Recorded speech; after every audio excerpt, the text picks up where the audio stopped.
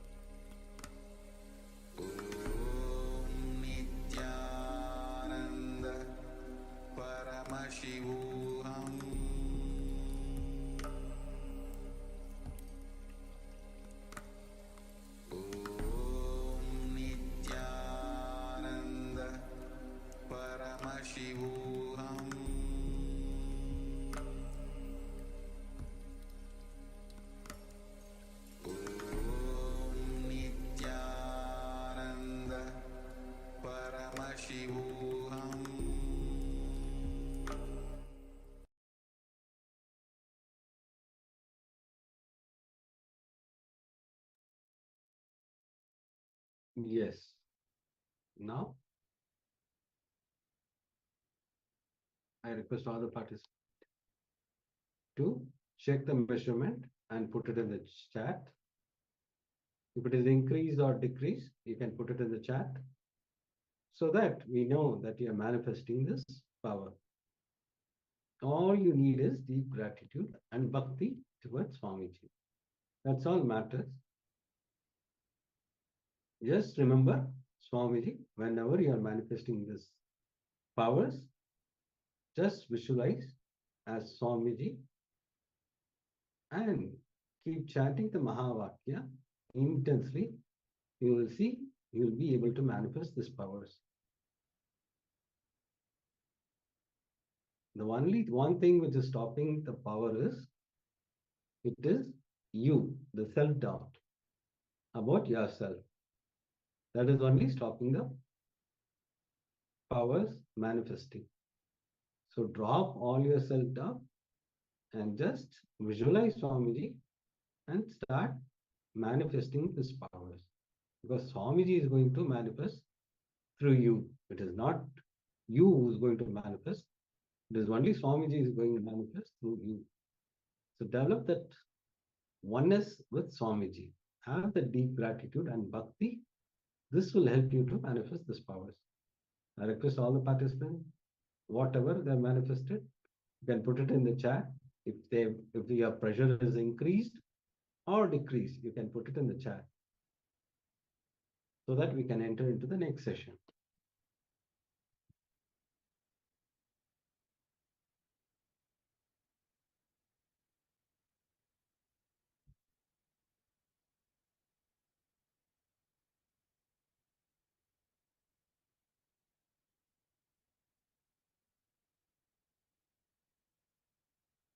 Yes. With this, let us now enter into the third tattva, which is responsibility.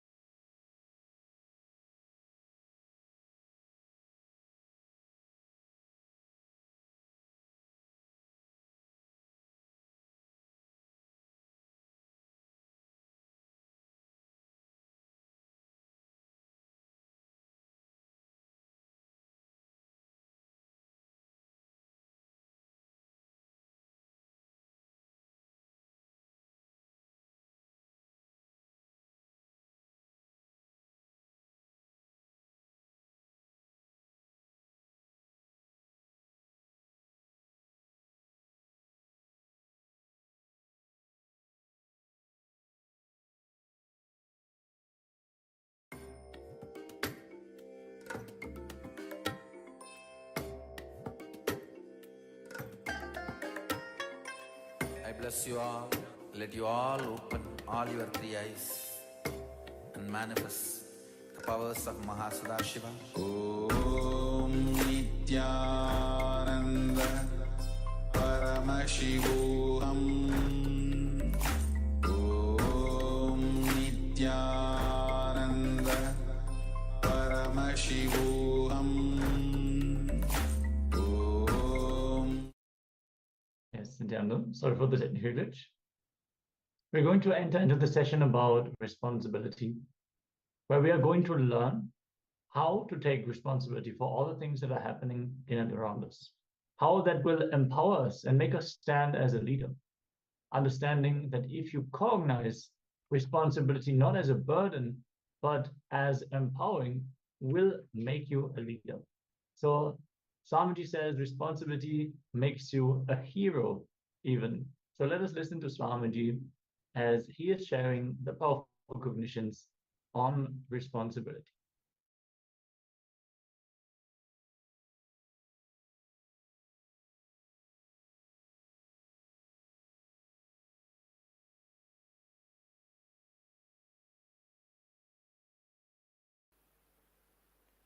Responsibility in your being means the space from which you cognize, carrying responsibility in that zone. Please listen. If you don't feel you are responsible for something, you don't even think in that line. If you feel you are responsible for something, only then you will even look into that part of your life. I'll give you one example. The TV channel headlines reads, Bomb blast, 172 people dead. 2 ministers are injured. You will jump up and see where? Iran. You will settle down. How many of you experienced this? Means what? You feel you are responsible only for India or your state where you are.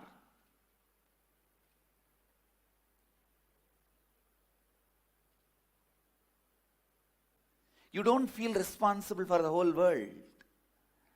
Restricting your being feeling responsible is what I call conditioning. Every guy preaches patriotism, tries to condition your responsibility to that country. Every man tries to teach religion, conditions you, restricts your responsibility to that religion. Every person tries to teach you a language or the language-based affiliations.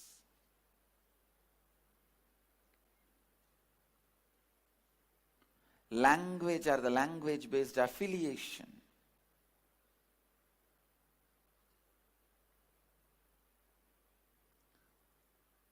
Tries to restrict your responsibility to that language speaking people. Please listen. I am not against love for a country, love for a religion, love for a language, but I am against restricting yourself only to that. Restricting yourself only to that. I am against reducing your responsibility only towards that. Understand?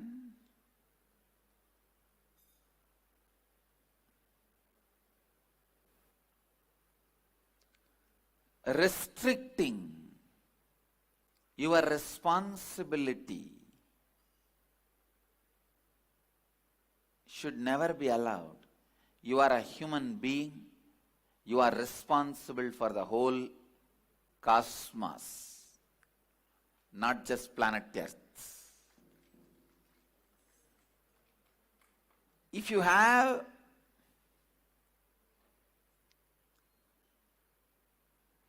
immediate action plans towards some responsibility, nothing wrong. But you not feeling responsible for the whole is seriously wrong. Your being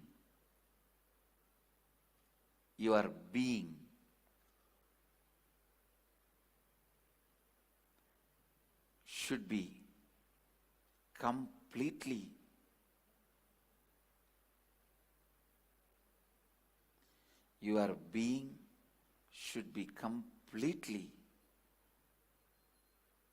taking responsibility for everything. Listen. When you carry responsibility in your being, please listen. That very carrying responsibility in your being will raise you to a totally different level. I'm really telling you, feeling responsible makes you hero. Not feeling responsible makes you a comedian. It is feeling responsible that decides whether you are a hero or comedian in the life. A being without feeling responsible is a useless being. Filled with responsibility is the most powerful energy. feeling responsible is an energy center. Listen. Even when you go near that being, you will catch that responsibility. You will catch that feeling. Understand?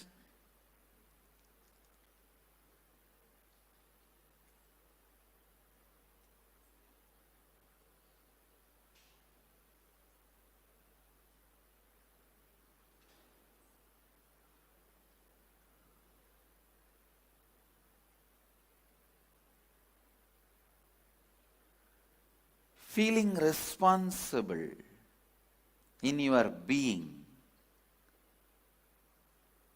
I can give you all this as a very powerful technique.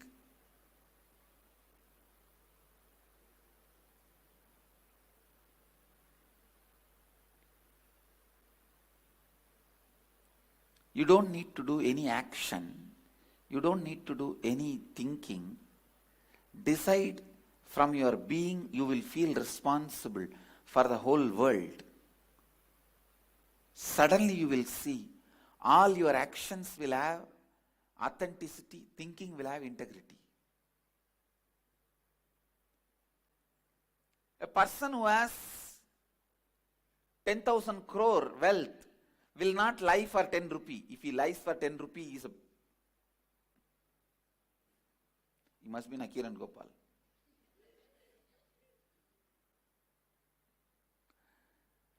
No, a person who is having 10,000 crore wealth surely will not cheat out of integrity for 10 rupee. It's a rule. Nakiran Gopal is an exemption. Forget about him. As a rule, person with this much of wealth will not be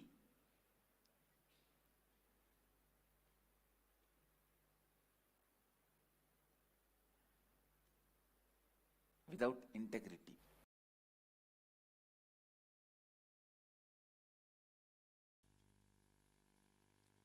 Any fellow feels the ownership. Let me describe. Ownership is formed without any bone structure by continuous action. Your actions are like flowers. Ownership is like a thread. If the ownership thread is used and actions are stitched and tied, it is ego, garland of ego. Never the real ownership happens in that way. Real ownership is flowers are arranged so thoroughly in such packed way, it looks like a garland without the thread. Is ownership. The ownership I feel, there is no separate thread of ownership running. Continuous actions performed so meticulously, perfectly, constantly creates the feeling as if all these flowers are looking like garland, but they are not tied. If there is a thread, it is false ego. In a normal man, he feels the ownership, I am doing, then does less action. That's why more thread is seen, less flowers are there. 25-meter thread, in the end and the beginning, one flower. That is the garland all you fellows are wearing. Because the whole energy is spent on ownership. Thread is the ownership. A real ownership is constant actions done in perfection. Yogaha karmasu kauchalam. Constant actions performed in perfection, in continuum, creates the feeling of ownership for others, not for you, is real ownership. But the ownership Arjuna is having is one flower in the beginning, one flower in the end, 25-meter thread. By the time you reach that, both flowers are withered away. Your ownership is flowerless garland. Drop that. Real ownership is felt by others by your continuous action. Perfection continuum. Before even taking cognizance of somebody's surrender, the first prima facie requirement is perfection. Before even taking somebody's surrender into cognizance, the prima facie requirement I look into is perfection. Feeling of ownership, which Arjuna is carrying, not only useless, dangerous.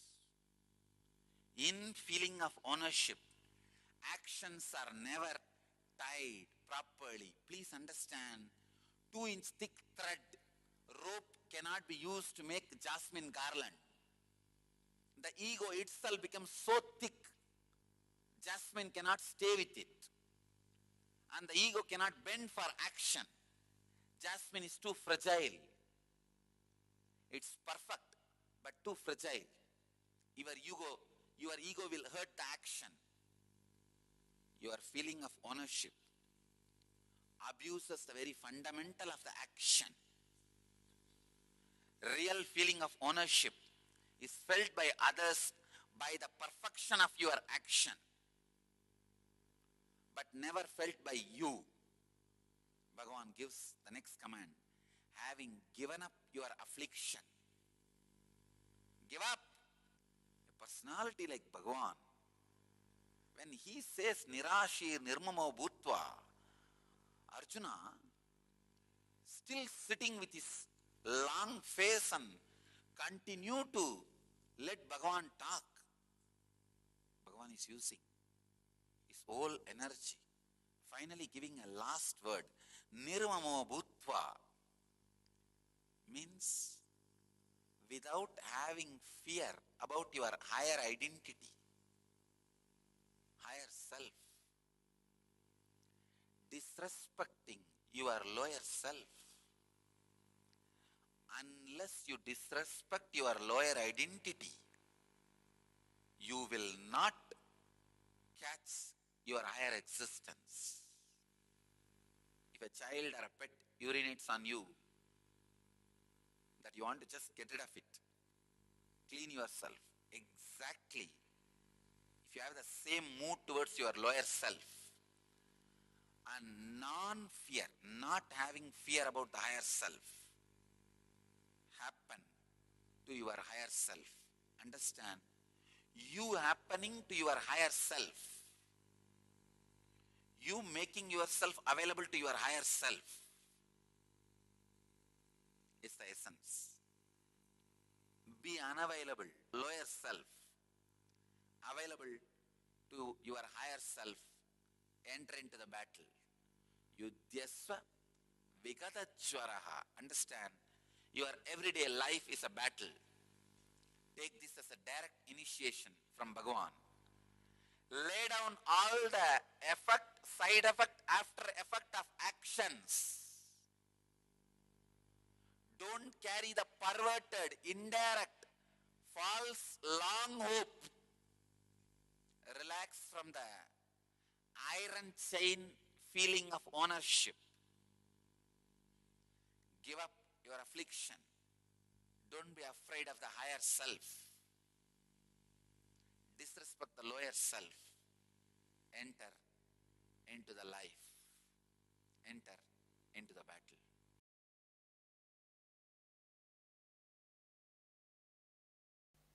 Responsibility is living and operating from the understanding that you are the source of, and therefore you are responsible for all happenings in and around you in your life. Let me repeat once more. Responsibility means living and operating from the understanding that you are the source of, and therefore you are responsible for all the happenings, because you are the source of all the happenings in and around you in your life. You are responsible for all the happenings in and around you in your life. I feel like I am taking the inner awakening next level. In and around you. So you are responsible for all the happenings in and around you. Now clear? No, it's so beautiful to drill this tattva into your bone marrow.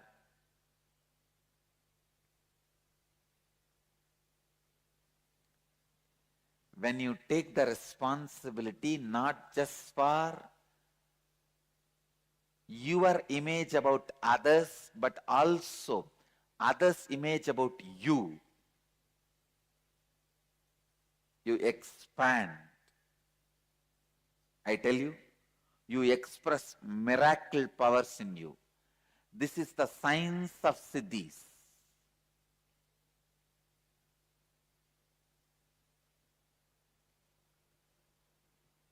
I'll give you one example. If you want the miracle power of floating on the water, first do one thing. Collect few people with whom your anyakara, your image about them is complete and their image about you is complete. Means either you fulfill what they expect from you or you complete what they expect from you. The complete alignment is there. So sit as a group and declare to them authentically with integrity, I am going to float on the water. Please understand. Keeping Kala Bhairava as witness, I am teaching you the science of miracles. Have few people with whom you are complete and they are complete with you, and declare, I am going to float on the water. Authentically decide you are going to do it. I promise that power will start expressing from you. Because all miracle powers start expressing when your image about others and others' image about you is complete in your life.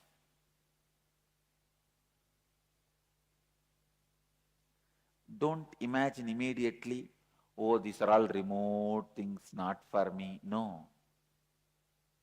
I am talking about possibility. Straight possibility, not impossibility. There is nothing impossible. When I am possible, there is no impossible.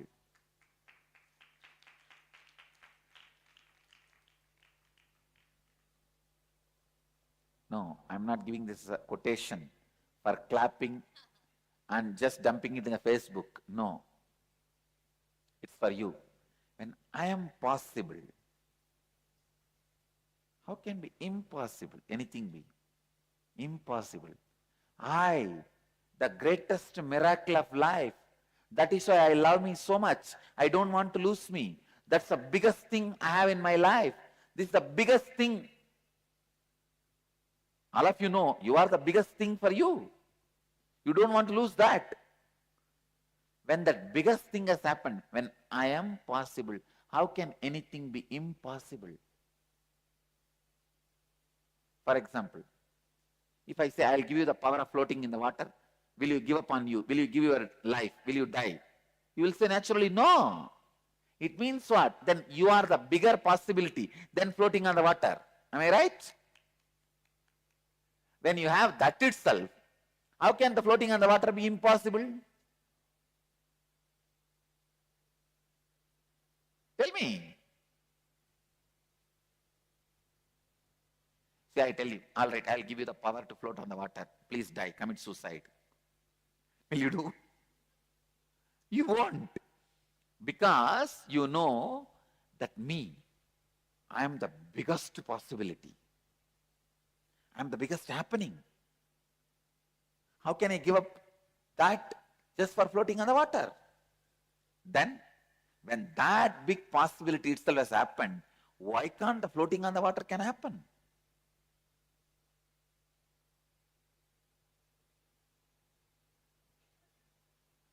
There's a science of miracles, understand?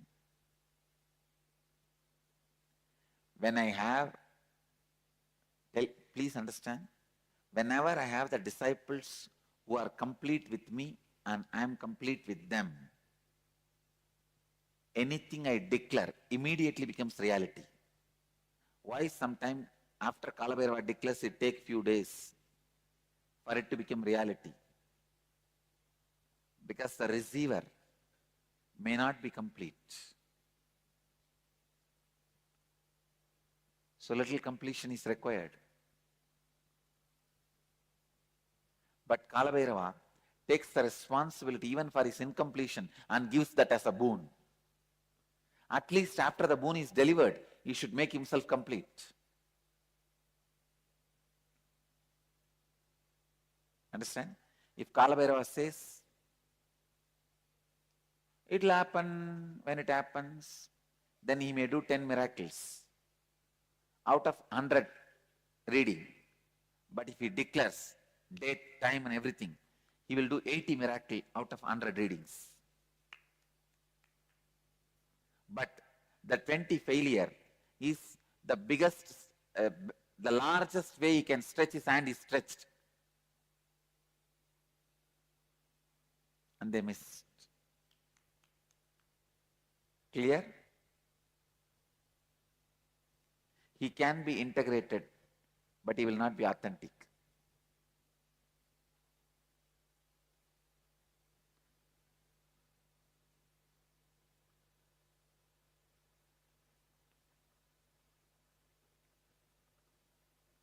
Anybody has a doubt?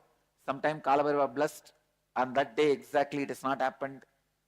It's still getting delayed. Understand, this is the tattva, truth.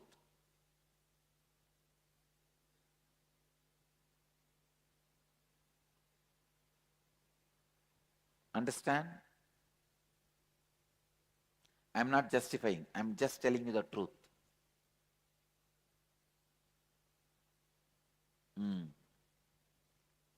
I am not justifying, I am just justing.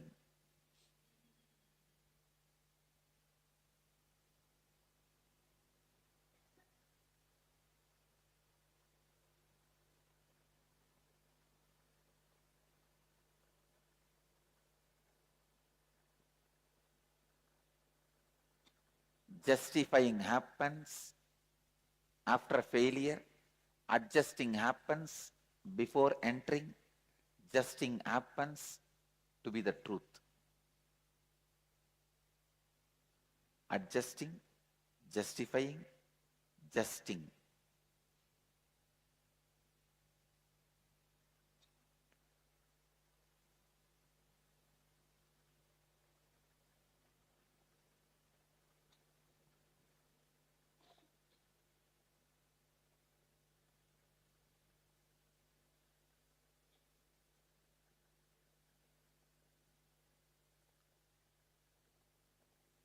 Usually, you take responsibility based on your understanding of the peak of your energy.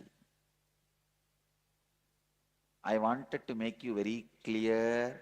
I wanted to declare it and make you understand. When I started this Sangha, even though I declared it will become an international organization, that was not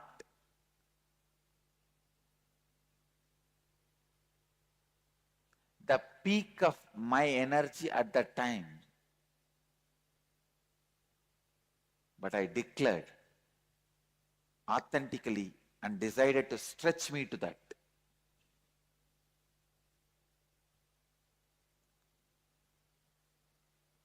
Usually we take responsibility based on our understanding of peak of energy.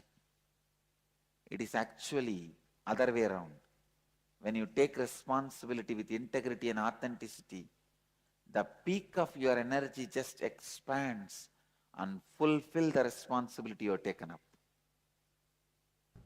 Psychoanalysis is the solution given to the levels of the problems of the beings by the philosophers. But the solution never works. If you are bored, totally, if you are tired of going to the same psychoanalysis, if you yourself decide that I have become all right, then you are all right, that's all. There is no other way of solving it. Enlightenment.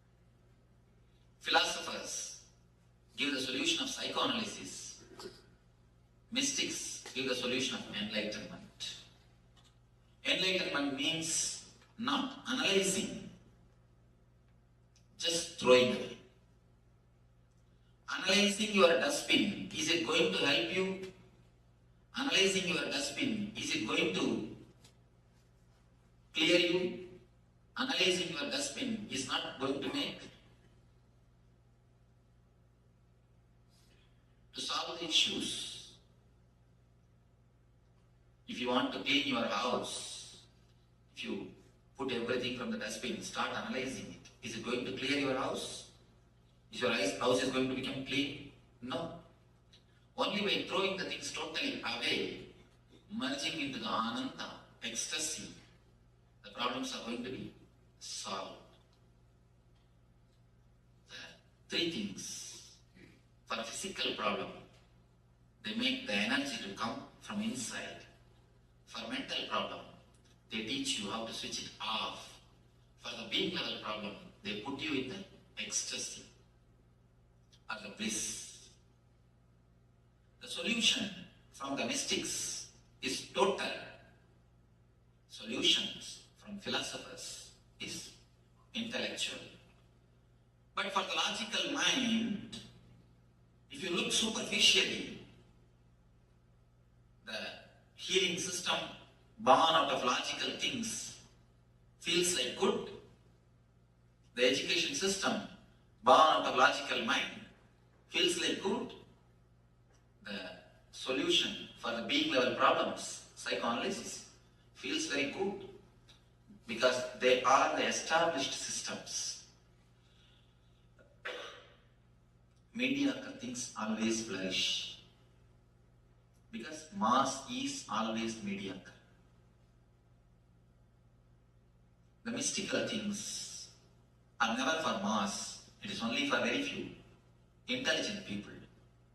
For mystical things, you need to have little patience. You need to go through it. You need to allow the process to happen. You cannot just jump.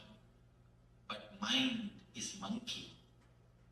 Mind is totally restless. It wants instant. A small story. 3 monkeys. They got 1 mango. All the 3 wants to share the mango. How can 1 mango be shared by 3 monkeys? They went to a master for solution. Master said, all right, all the 3 of you, plant this mango. Once the mango tree comes, you will have a lot of mangoes. You can satisfy your whole life by eating the mangoes. These 3 monkeys thought, all right. They planted. 1 monkey took the responsibility of pouring water. The other monkey putting the manure. 3rd monkey, security. 6 months, they did their job religiously. But unfortunately, the seed has never sprouted. The tree has never happened. They went to the master to complain. What did you teach? What has happened? We have lost even that 1 mango. Why did you give such an idea for us? The master called all the 3 of them started inquiring what has happened. First monkey said, every day religiously I poured water morning 6 o'clock. I stopped even going for a morning walk, but I poured water religiously. Second monkey, every day evening 4 o'clock I put the manual. I stopped even going to the gym. Doing this religiously I did. I do not know what has happened. Third monkey, 24 hours I was standing there as a security. I never even went for my dating. I was there as a security. Not only I was standing there as a security, every day at least once I digged out and saw whether it is sprouted or not. You need to give little space for a mango to sprout. Not only water or the manure, a little bit of space for the mango to sprout. Your very urgency, your very restlessness will not let the mango to sprout. With mystics, you need to give little bit of space, little bit of time to let the meditation work in you, to let their presence work in you. If you want the plastic rose, it will be available ready-made. But if you want the original rose, you need to wait for a few days so that it can flower. If you get from the market cut rose, don't think it's original rose. When I say original rose, I say the rose with the plant. You need to wait for a few days. So you need to wait. But mind is such, we are not ready to wait. The restlessness, that is why we take the solutions given by philosophers. We take the solutions given by logic mind.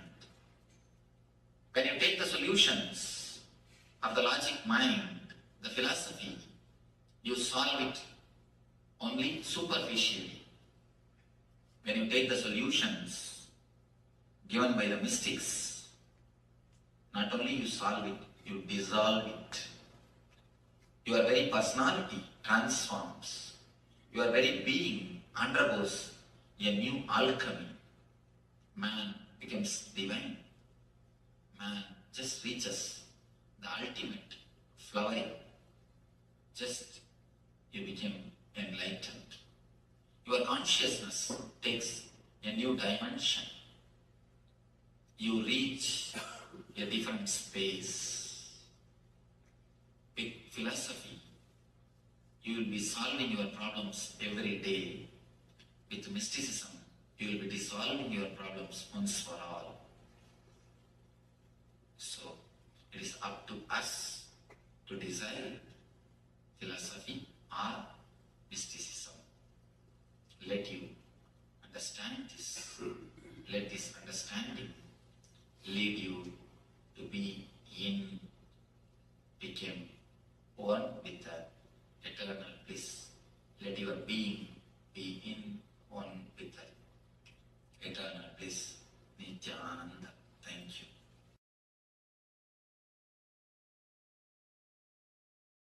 If I am giving that as answer, it is only an all-encompassing answer. Stage intellectual stunt.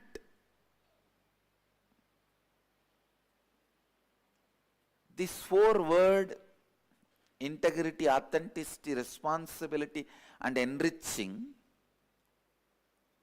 if you do not meditate on it, if you do not think,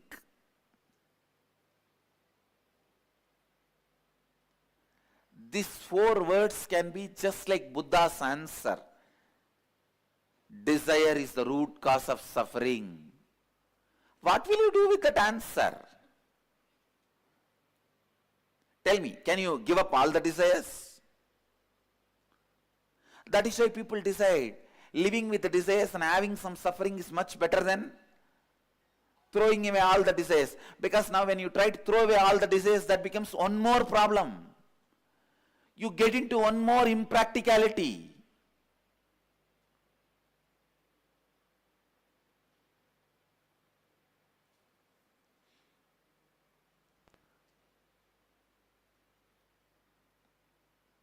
the desire, is the root cause of all sufferings. Maybe an all-encompassing answer, but not a solution. Same way, please listen. If you take this integrity, authenticity, responsibility and enriching as an answer uttered from the stage, this also works just like Buddha's answer. Only when you start internalizing through the inner awakening, it becomes precise, experiential solution for you. Please understand, this is the answer for the question. People ask me, why should I come to inner awakening if I am attending everyday satsang? In everyday satsang, when you listen about this integrity, authenticity, responsibility, enriching, completion, it is only like Buddha's answer, all encompassing, but not solution. Only when you attend the inner awakening and internalize it, it will become solution for you. Understand? All encompassing answers are good entertainments, but will not lead you to enlightenment.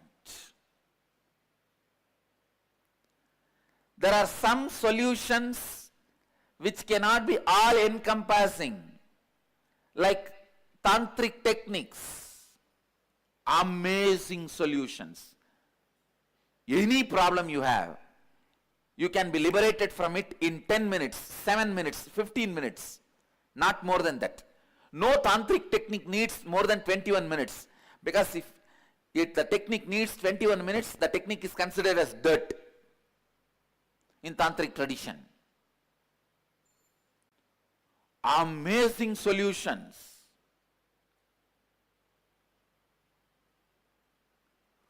Such easy solutions. But the philosophy itself does not have all-encompassing answers. So it cannot be accepted by mass. It cannot be accepted by society. Society cannot live it. Society cannot have it. Society cannot understand it.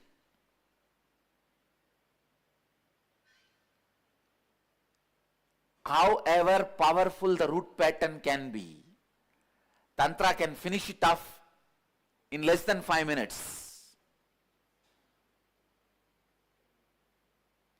Less than 5 minutes. A man can become an eternal brahmachari.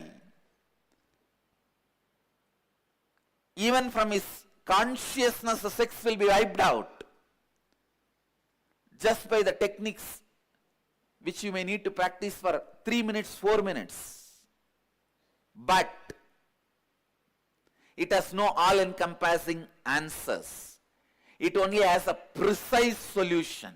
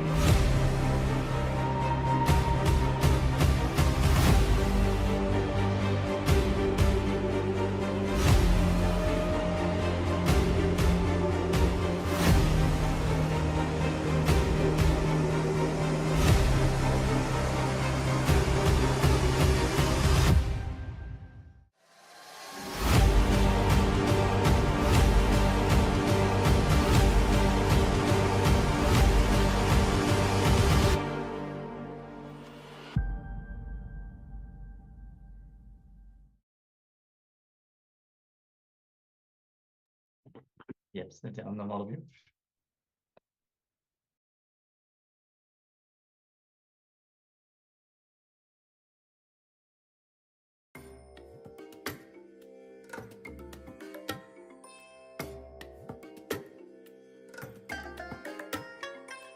I bless you all. Let you all open all your three eyes and manifest the powers of Mahasadashiva. Om Nityananda Paramashivoham. Yes, Nityananda. After this beautiful session on responsibility, we would naturally like to invite all of you to become part of the Paramashiva Sena, to be part of this great Kumbh Mela happening, conducted by Kailasa, taking up responsibility for the whole of humanity by taking up Paramashiva's work. We're going to share the links here in the chat and just keep an eye out for the promo videos in between the sessions to have the opportunity to become part of this great happening, the grand revival of the enlightened, ancient enlightened Hindu civilization and nation, Kailasa, which has already been created. Naturally, more and more people will revive the grandeur of this great nation. So we want to invite all of you. And let's get ready for the Kumbh Mela celebrations, which are starting soon. If you commit to volunteer for 1 month in Kailasa, Los Angeles, you can become part of the Rajya Sabha of Kailasa. And if you commit to volunteer for 3 months in India, you can become a part of the Rajya Sabha in India, in Prayag. More details will be shared. So if you're not yet aware of this, make sure to sign up.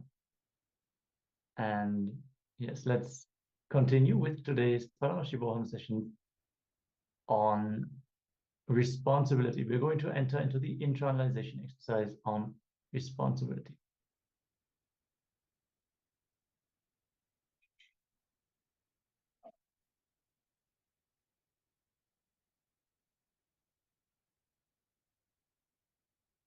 Yes. So now let's enter into some powerful cognition on responsibility. Living and responding to the life from the truth that you are the source of everything. Therefore, you are responsible for all happening in and around you. So when you take the responsibility, whatever happening in and around you. So this powerful cognition, when you start taking up, you will see the whole cognition changes, and the way your body language changes. You will feel responsible means feeling responsible for everything that is happening. When you take up responsibility, you begin living a life. When you sit with this responsibility in your Ananda Gandha, you will see that your Kundalini awakens and sends a strong wave to the cosmos, and your word changes the world. When you utter something, it actually changes and it manifests as the reality. The moment you take the responsibility, whatever is happening around you, you are responsible. You will see the whole shift happening in and around you. Now, let's enter into the exercise. Start writing whatever is happening in you, in your life, whatever you feel you are responsible for, whatever you feel you are not responsible for all the happening things you are not responsible for. Visualize, and you will write down what will happen in those areas if you actually take the responsibility with power and completion. So you are going to pen down what for all the happenings you think you are not responsible for. Visualize and write down what will happen in those areas if you actually take the responsibility with power and completion. This is the thing required. With power and completion, you will going to take the responsibility. For all the situations in your life where you experience conflict, visualizing taking responsibility and write down what will be the thoughts, words, and action you will now have in same situation.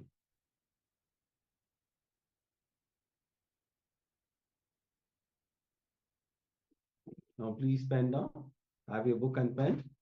So we'll give you some time, please pen down.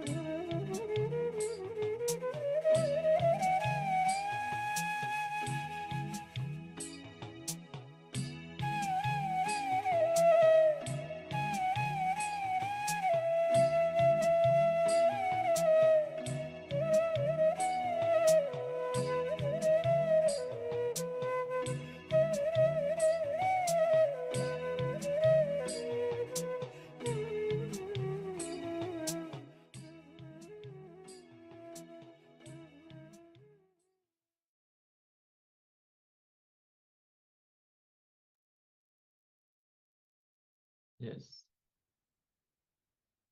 So we hope that all of you got to complete this exercise. And if you would like to share the takeaways from this session, the powerful insights that you have received, feel free to share them here in the chat. And let us take up a homework.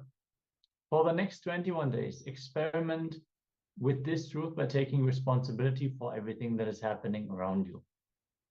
That is a declaration for yourself. Bring awareness to all the points where you're deciding not to take responsibility and just take it up. Cognize that you are the source of everything happening around you and take the appropriate actions. Be aware of the thoughts, words, and actions you will have when you stand in the space of responsibility as defined in this session. You will see that when you begin living life this way, automatically you are expanding. So I'm going to share this homework in the chat so you can pick it up for yourself. And with this, let us move to the next round of today's power manifestation.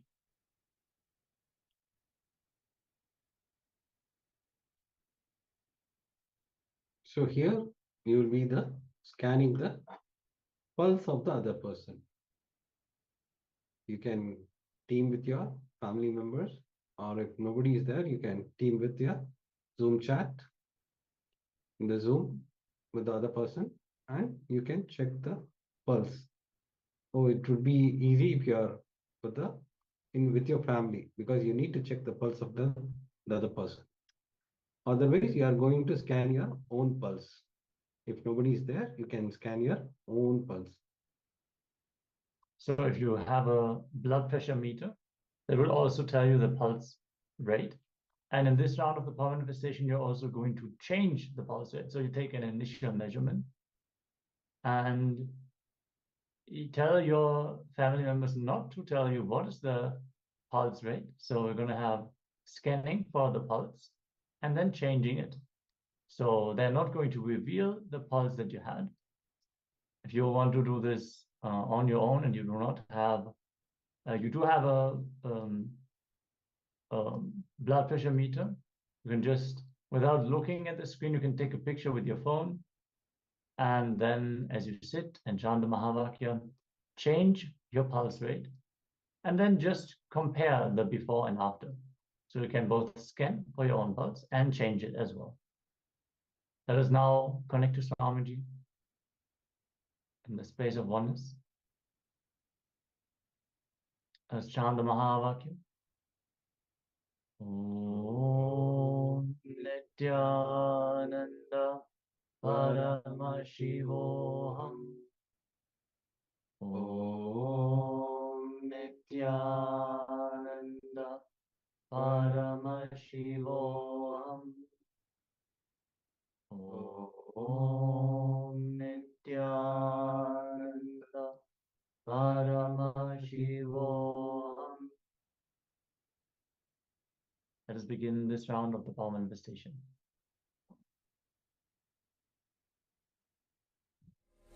Om Nityananda Paramashivoham.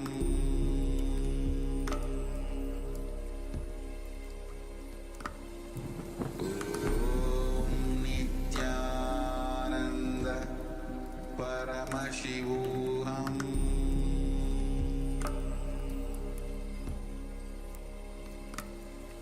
Om Nityananda Paramashivoham.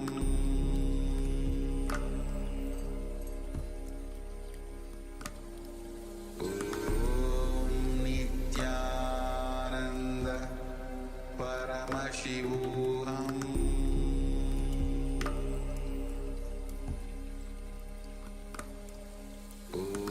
Om Nityananda Paramashivoham.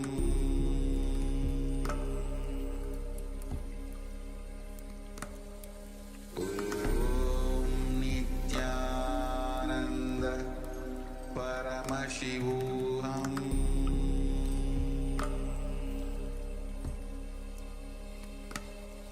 Om Nityananda Paramashivoham.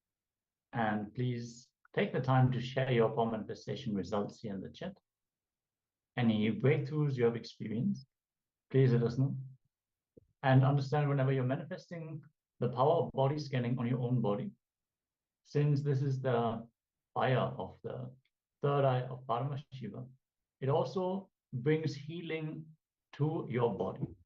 So if you're scanning your blood, even the bioenergy, biomemory, which you have brought from your mother, is being healed. So if you have any experiences you would like to share, please post them here in the chat. And if you have any questions about the sessions, also let us know. As we are getting ready to enter into the next Jnana segment, we're going to continue to learn about responsibility. In this case, the difference between responsibility and commitment. So requesting all the participants to be in a space of listening and deep restful awareness as we enter into this segment.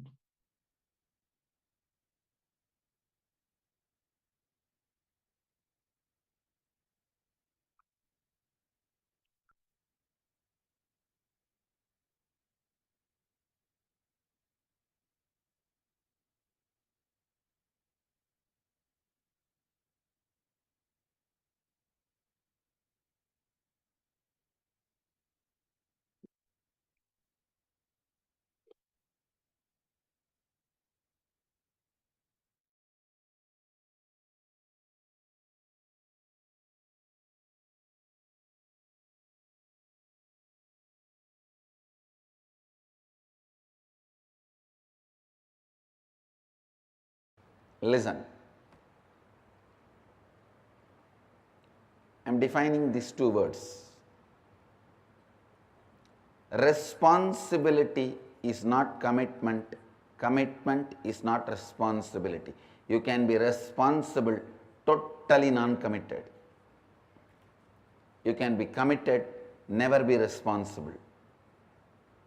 I'll differentiate. I'll explain.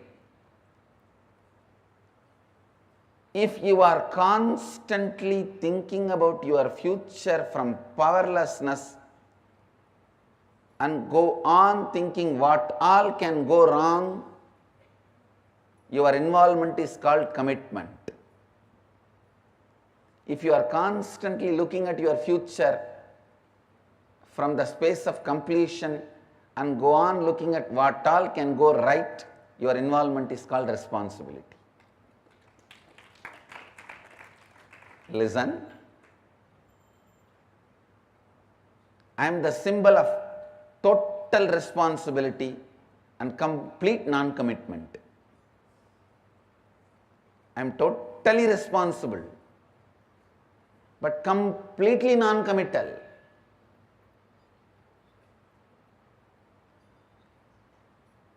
If just a devotee who has attended some free program sometime, if he is bitten by a snake or if he is caught into some accident or if he is in emergency,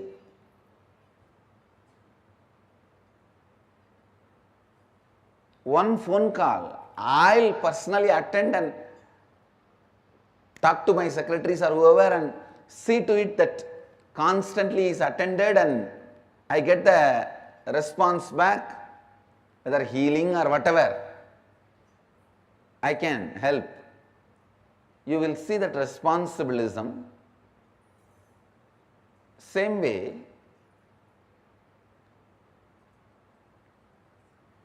if you live around me, you can very clearly smell I am completely non-committed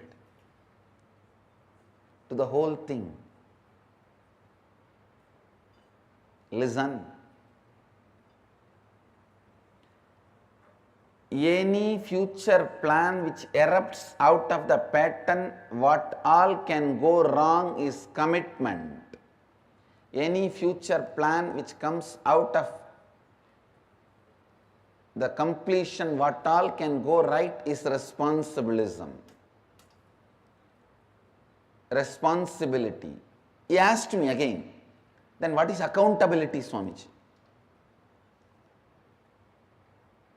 I said, if you are constantly thinking from what all can go wrong, even if you are committed, you may be accountable, but you will not be accountable. You may be accountable, you will not be accountable. You will just stand and say, yes, this is what I am, what can I do? This is where I am.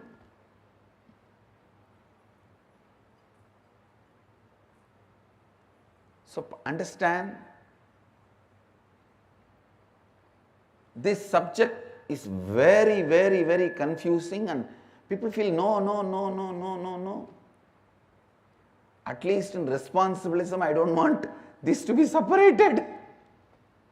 Because in the name of responsibility, you get a little consolation to worry, space to worry. You are so addicted to worrying. I took away all your possibility for worry. If you are integrated, no worry. If you are authentic, no worry. But if you are responsible, you can continue to worry. In the name of responsibility. Now I am purifying the concept of responsibility. Listen.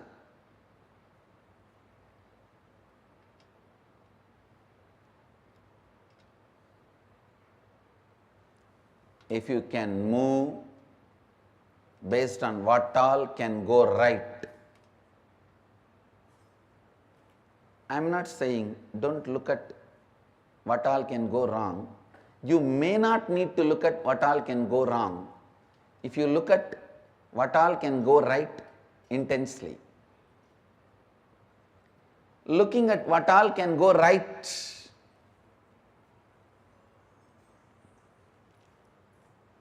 I tell you, looking at what all can go right gives you the ability to start 2000 projects. Even if you win in 20, you will be in the space of unimaginable expansion. The mind which looks at what all can go wrong will not even move to the second project. People constantly say, from morning I was making this call, this. Understand, even when you are doing some action, is your worrying pattern keeping quiet? Is your lust pattern keeping quiet? Is your fear pattern keeping quiet? Even when you are working, doing your work, all the three are functioning. Same way, instead of lust, fear, worry, why can't your planning, celebration, gratitude function?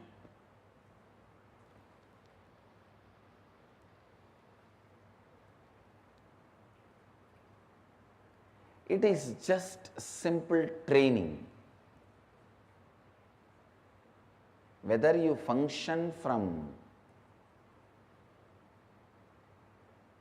fear, lust, worry, or function from planning,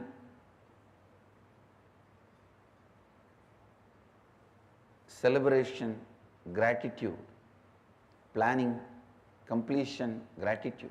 Listen. Listen, I am giving you a very important sacred secret as per the yogic tradition. The moment you are born, you reside only in Anandagandha. Anandagandha is the space from which your soul, your consciousness operates in your body. While you are doing all your regular lifestyle routine, either you choose to allow your lust, fear, worry as an involuntary, habitual function,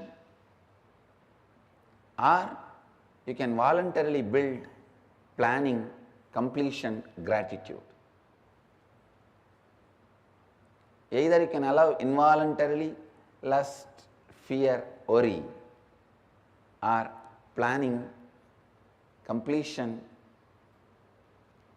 gratitude. It is just consciously building. But don't tell me the worst lie. I was busy in this, so I could not do that. You have multiple possibility and multi-dimensional. You are multi-dimensional by nature. While you are working, if you are not planning in a multi-dimensional way, you are worrying or caught in the lust and fear. Be guaranteed about it. This truth needs to really get into your system.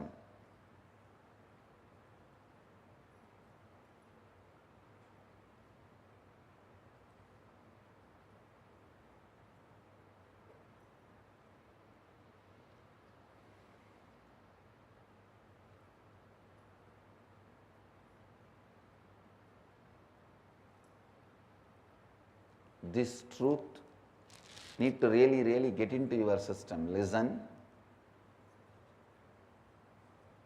Only then you will understand the difference between commitment and responsibility. If you don't take responsibility, you are beaten black and blue by commitment in the life. When you take responsibility, you are given the reward of the freedom from all commitments.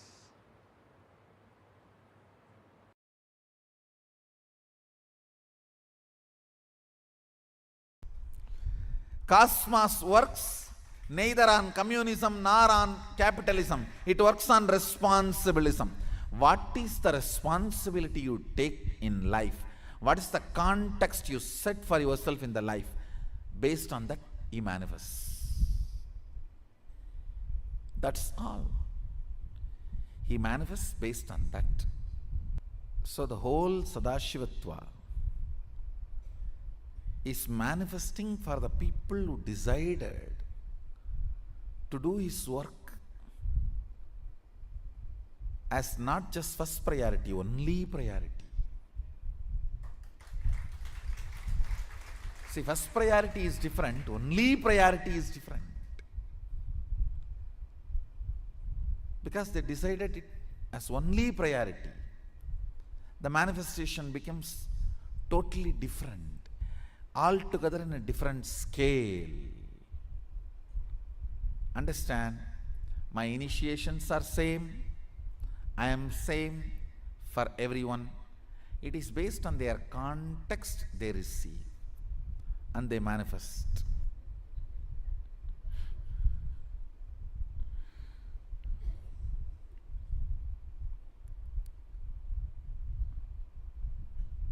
So the context sets the consciousness to a different frequency. So what you are, surely I am available for you as much as you can receive.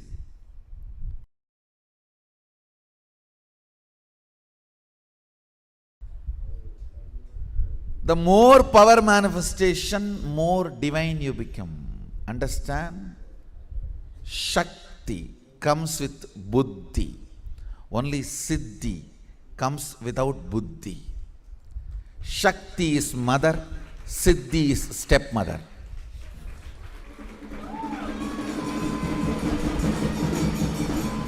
That is why in Tamil, for stepmother and siddhi, both same word. Siddhi is chitti. Shakti is mother. Understand?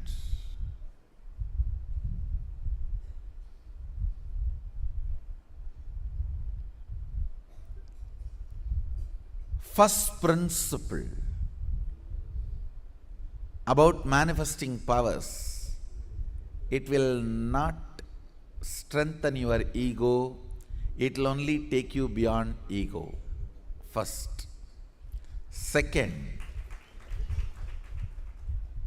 manifesting powers means manifesting qualities, state and space of Sadashiva also. Understand? When you manifest powers, naturally the state of Sadashiva and space of Sadashiva starts manifesting in you. I have always seen people who manifest powers have a very high level of integrity and unclutching, because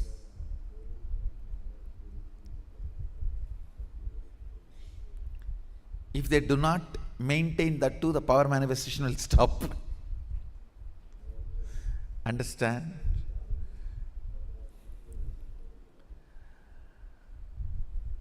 How much ever you would have paid to buy your cell phone, but unless you charge every day, it will not function.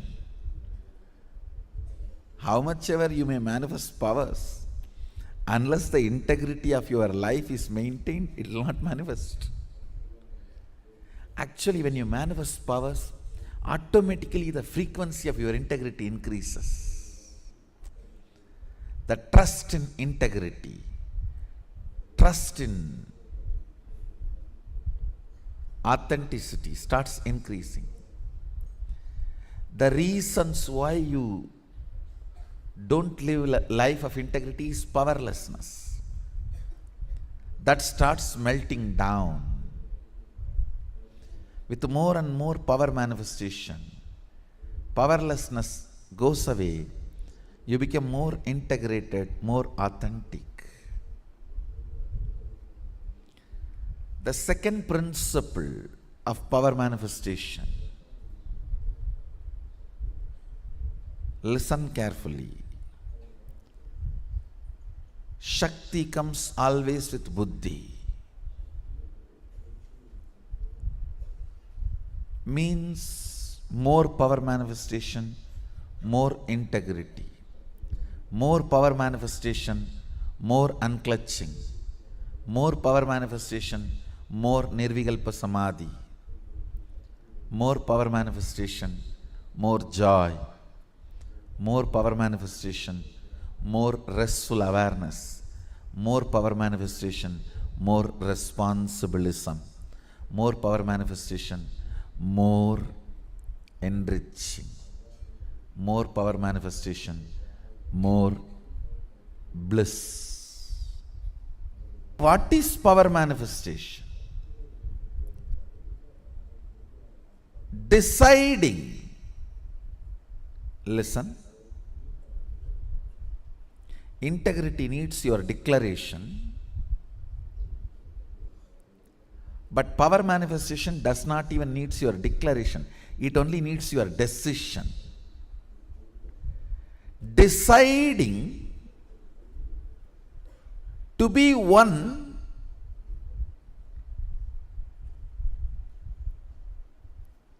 with the original source, Sadashiva, which is you, even when you don't understand.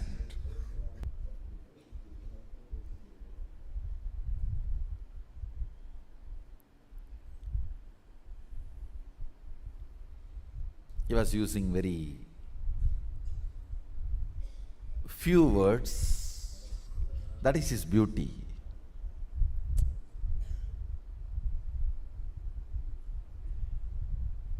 Just with few words, he will make that click happen. You know. First he was trying to tell that everything is one.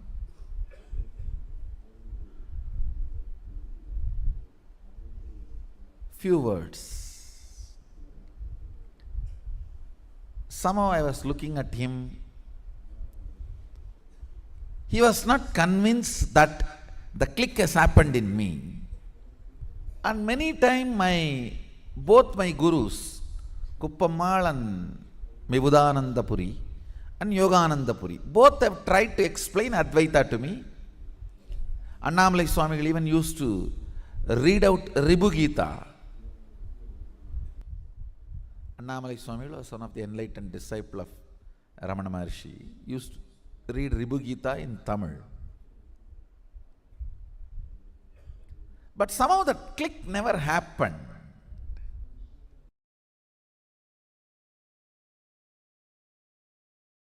First awakening you need to have. No cunning strategies. No cunning strategies are going to work. Shortest distance between 2 points is straight line. Shortest distance between 2 points is a straight line. Understand? Most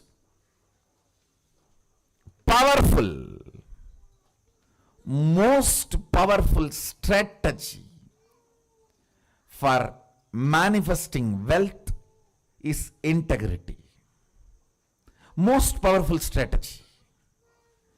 If you want 2-digit, 3-digit level money, maybe 1 or 2 lakhs or 1 or 2 crores, then cheating, stealing, all that may work. Robbing the bank, all that may work. But if you are really interested in living with wealth forever, living with wealth forever, the most easiest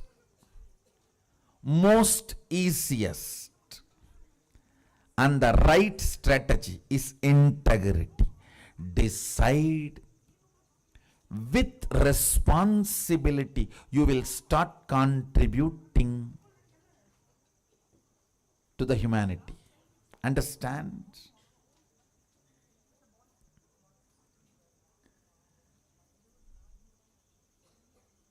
Manifesting your cognition is life. Understand?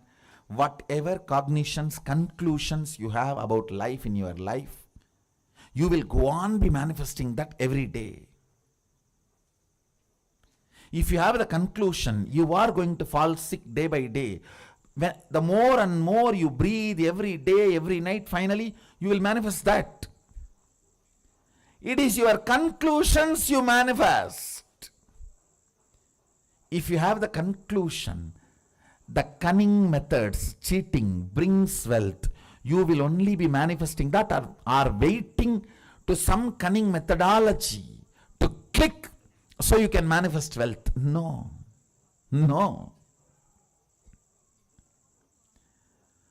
All waiting for cunning strategies to manifest wealth ends in frustration. And then you have a deep negative cognition about wealth. That is not going to happen for me. No. Yanakilla. That is not for me. You end up there. In utter frustration. Then even if Sadashiva comes and gives the poetry, hey, go. You will be afraid. No. Who knows whether I am going to get the praise?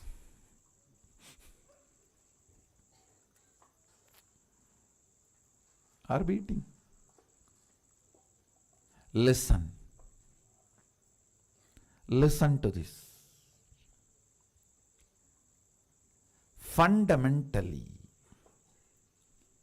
the first truth of awakening wealth consciousness, I am not giving you this as a teaching, I am giving you this as a software programming. Just internalize and come to this conclusion, that's all. You don't need to practice it, anything. You need to practice. Practice is a 4-letter word for me. Coming to conclusion is all I ask from you. No belief, no faith, no. Coming to conclusion, integrity. The first cognition you need to have, the first conclusion, I request you to arrive. No cunning strategy will manifest wealth in your life. You may grab little currency through cunning strategies, but it will never become wealth of your life. I tell you, I am traveling all over the world. I am seeing all the culture, country, every background beings. Still now, I have heard at least about thousands of types of lotteries, but not seen a single man who has become permanently wealthy, rich by a lottery. Understand? I have not seen a single man who really became wealthy, stayed with his wealth through a lottery. No. That's the most funny thing. Then what is happening to all the big lotteries going on? The economy Sadashiva is teaching is neither capitalism, nor communism, or socialism. It is responsibilism.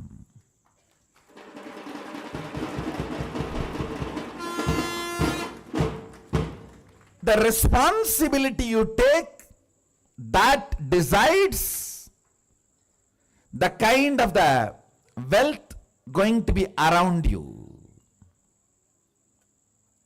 That's it. That's it. The first understanding, conclusion you need to arrive. Integrity is the best strategy for manifesting wealth. Second conclusion, listen. Second conclusion you need to arrive. Whatever I am talking is not teaching. The moment it is teaching, you will push it into a moral dustbin. All of you have a moral dustbin. Oh, everybody talks. What is there? You know how to dump that. For ages, that moral dustbin is what keeps you as you want, without transformation. You start, my mother all the times tells me to do yoga in the morning, but she doesn't do. Now from that moral dustbin starts growing in you. Anything you call it as teaching, you dump it in the dustbin and never do it. I am not giving you any moral teachings. Be very clear, don't push me into moral dustbin, no. I am talking to you. If you come to all these conclusions, you will live wealthy forever. And if you are not able to come to this conclusion, I will support you, help you by awakening your Kundalini Shakti to see these conclusions as reality. That's all.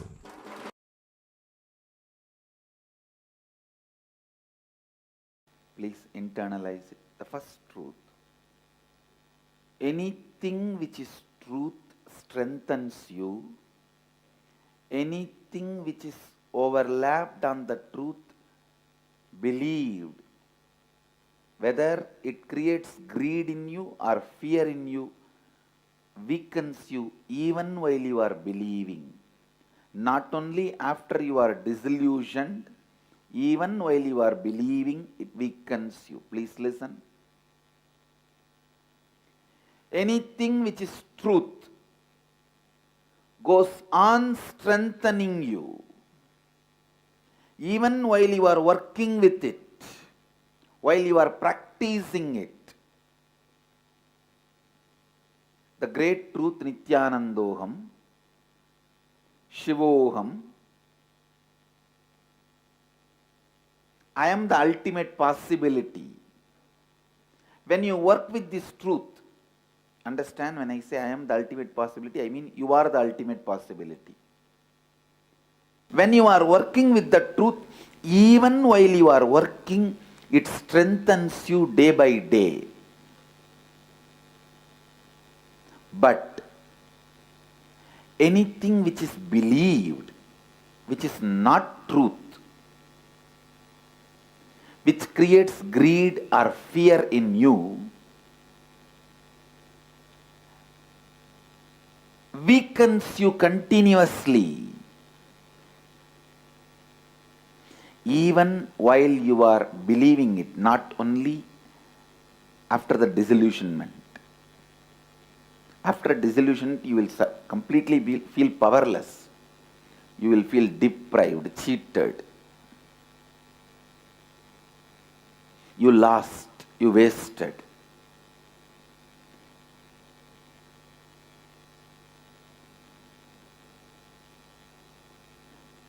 Not that only after you get disillusioned, you will feel cheated and deprived.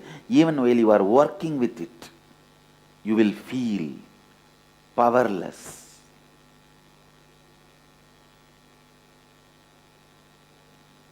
Shivoham. Deciding to work with the truth, Shivoham. Please understand, this truth you can't just believe and keep quiet. The truth is so powerful, it will provoke you to work towards it. It will provoke you to work towards it.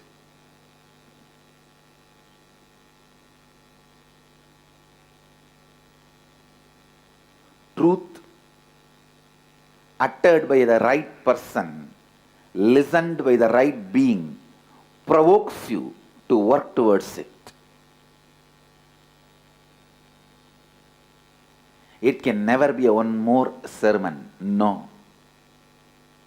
Satsang is not sermon or discourse. After the discourse or during the discourse, you can be sleeping. Continue to be in slumber.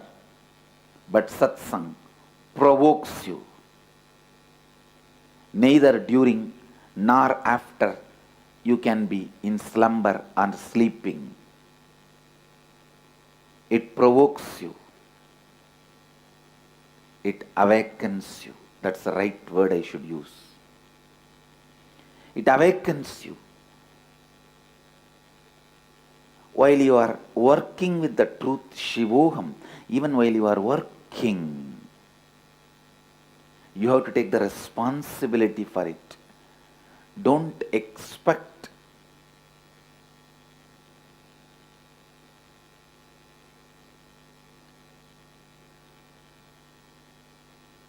somebody else can take the responsibility for your reality. If somebody else takes the responsibility for your reality, it will never be your reality.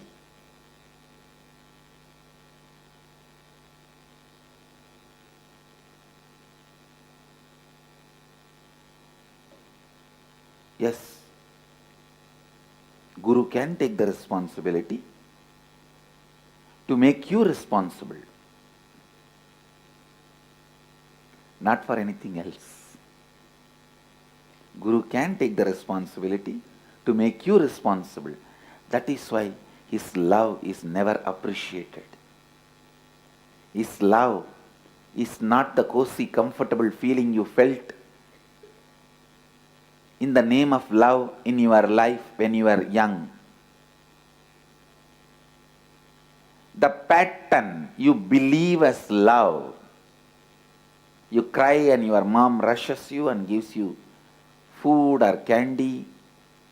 Your dad rushes to you and gives you some sweet and toys, whatnot. Your aunt brings you clothes. Your uncle brings you gift. What you believed as a love, the pattern of action reactions which you believed as love, you will not experience from Master, from an enlightened being. The love he radiates makes you like him. That is why you constantly feel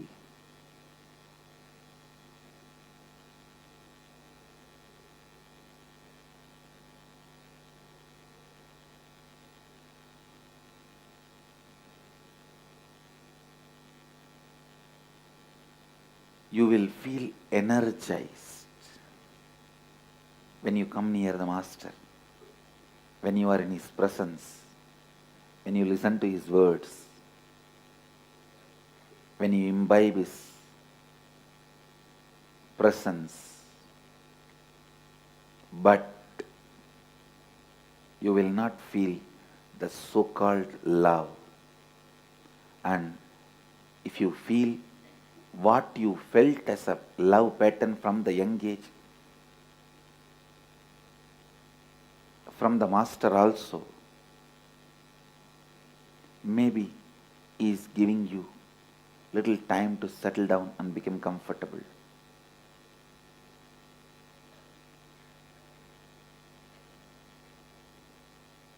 I do play the role of a father, mother, aunt, uncle for a few days till the transition happens for you.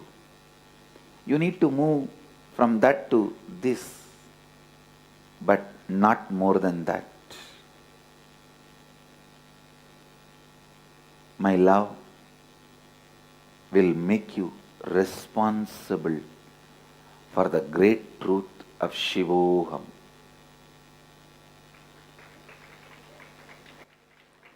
For the great truth of your reality. Understand, the truth has to constantly strengthen you. Truth has to constantly strengthen you. Anything which weakens you day by day is a belief. Anything which strengthens you day by day is a reality. Sit and open your whole being and see what all is in you which is strengthening you day by day. Support them. Stand by them. What all is in you which weakens you day by day, complete with them and drop them. Whether it is emotion, beliefs, thought currents, patterns, ideas, theories, theologies, whatever is strengthening you day by day,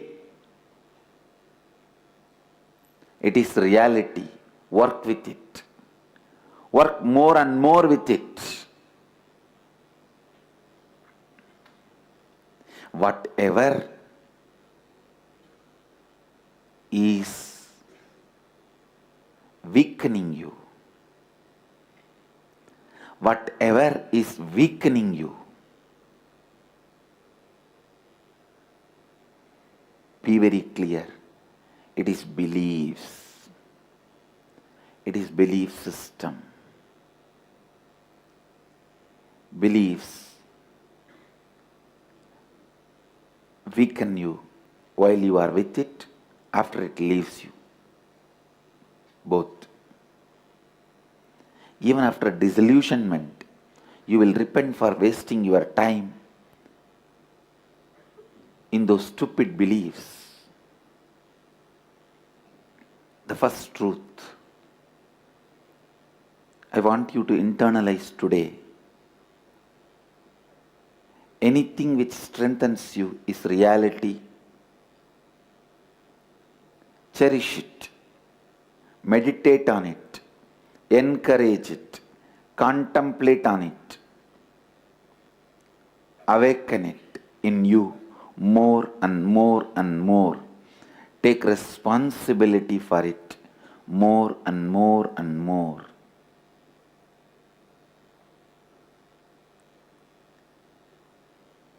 Anything which weakens you, be very clear, it is a belief system. belief system either will create fear or greed, because that is the only way it can create the false excitement in you.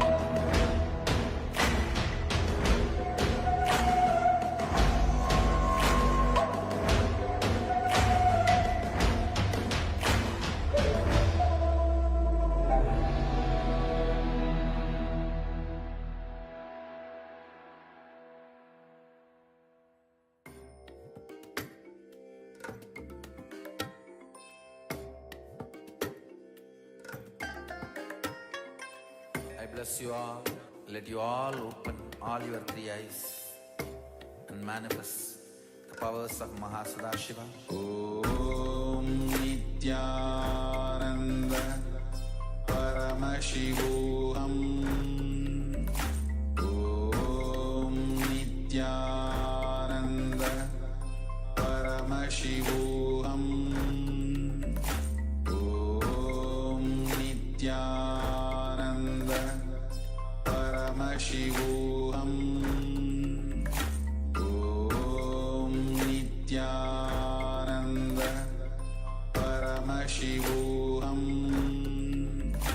Om Nityananda. Yes, Nityananda. Just now we learned about responsibility and commitment. What is the difference? You can be completely committed, but never take any responsibility. And you can be completely responsible. You can act out of the space of responsibility, but never be committed. Swamiji has shared that if you look at him, he will take care even for the most minute detail. Even a person who has maybe attended some free weekend programs, if they call and they inform that they have maybe some snake bite or some disease, some problem, Swamiji will do everything to take care, make sure that they are being taken care of. But he will never be committed, never stuck in any of the thought currents, any of the patterns. So the difference is that if you plan your future based on all the things that can go wrong, many people do this, they strategize, they go through all the possible things that can go wrong. And based on that, you come to some conclusion, what is the right action? That is like a statistical idea. I have this chance that this can go right, this can go wrong. So you calculate what is the most likely result of your future, and then you take your decision with a lot of binary logic. Then you are committed to that future, to that possibility. But if you take responsibility, you just act out of all the things that can go right. Just looking at all the things that can go right in your life. So let us expand our perception. Let us expand our space of responsibility. So now, let us enter into this exercise, the unlocking the power of feeling. Any future plan which erupts out of the pattern, what's all can go wrong is commitment. Understand? Any future plan which erupts out of the pattern, what all can go wrong is commitment. Any future which comes out of completion, what all can go right is responsibilism. Understand? Any future plan which comes out of completion, what all can go right is responsibility. Step one, you're going to reflect on this powerful cognition and pen down where in your life you function out of commitment. So understand, you are going to reflect on this powerful cognition and pen down where in your life you function out of commitment. So the second step will be complete with all those incidents, decide to feel responsible and function out of completion going forward. This is a very important thing. Function out of completion going through forward. So complete with all those incidents, decide to feel responsible and function out of completion going forward. Now let us enter into this internalization exercise. Have your pen and paper. Start penning down the incident one by one as detailed as possible. Let's enter into the session.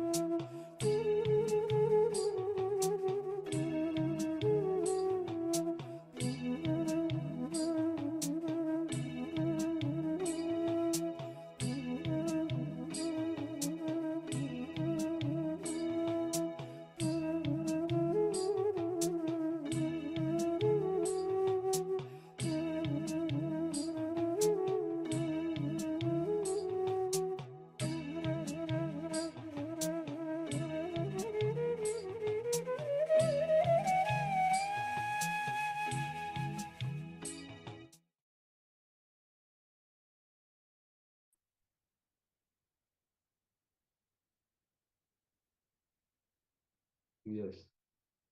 You have finished the exercise. We'll go to the next session.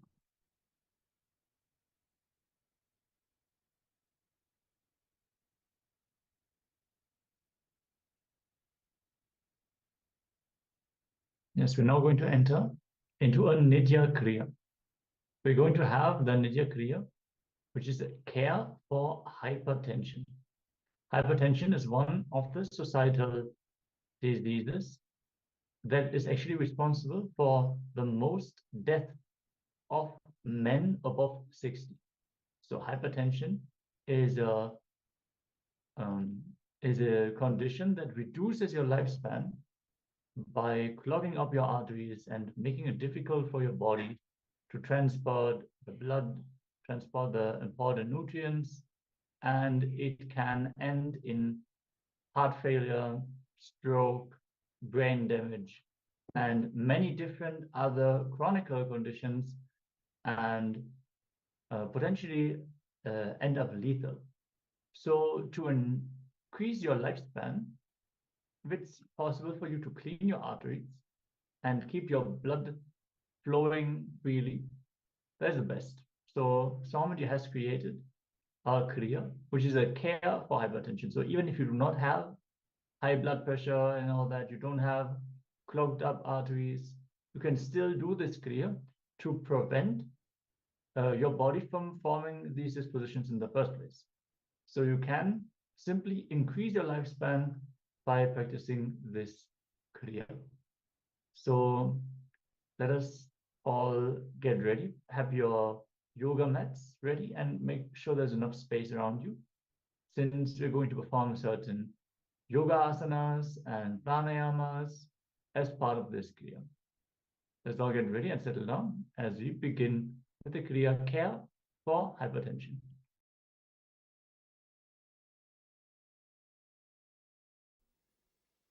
Very easy but powerful process.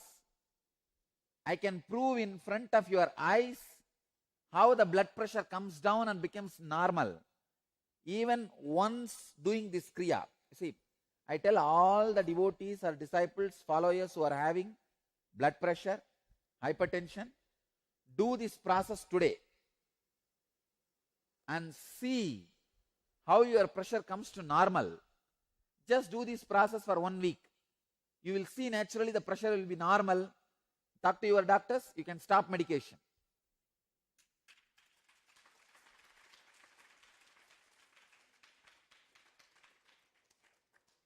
Before stopping the medication, better have one sitting with doctor, talk to the doctor. But I can tell you, within a week, your hypertension will become normal.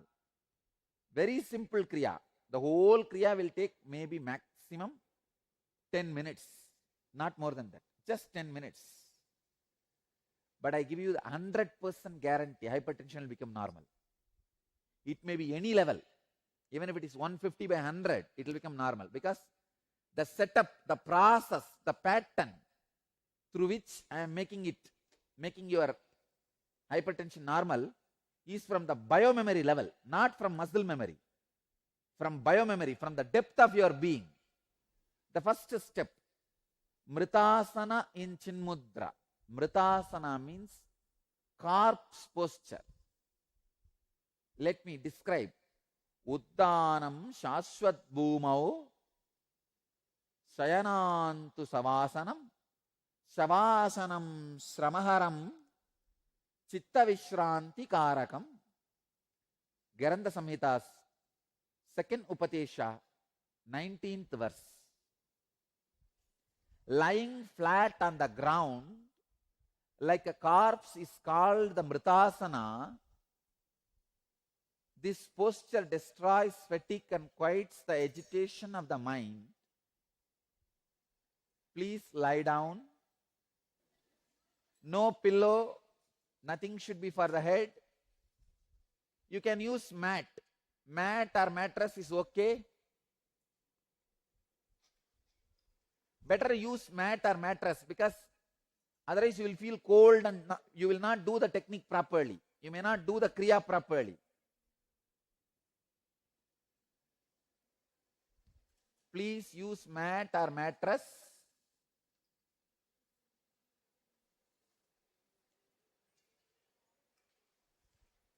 If you feel cold, you may not do the technique. That's why I'm saying mat or mattress. Okay.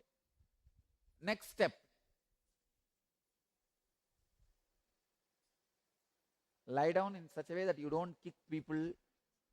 You are not getting blessed by somebody else.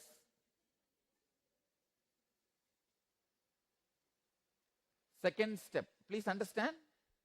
In Mridasana Chinmudra.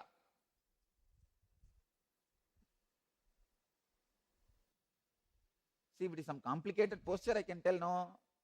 I can understand. You can say that, oh, I can't do this, that. Mritasana and Chinmudra. Chinmudra is bring your index finger to your thumb. This is Chinmudra. Understand? Next instruction. Uddiyana Bandha. All of you know Uddiyana Bandha.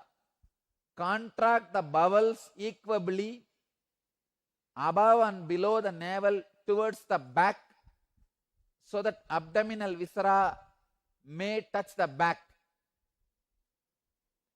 Hold like that in Uddiyana Bandha as long as you can. When you can't hold anymore, relax. Do this Uddiyana Bandha lying down 21 times.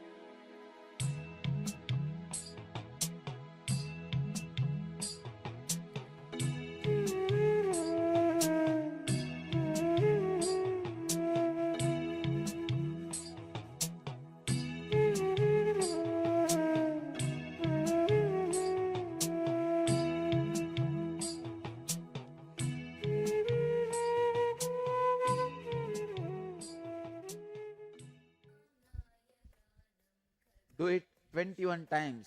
Hold as long as you can. Then relax. Then hold as long as you can. Then relax.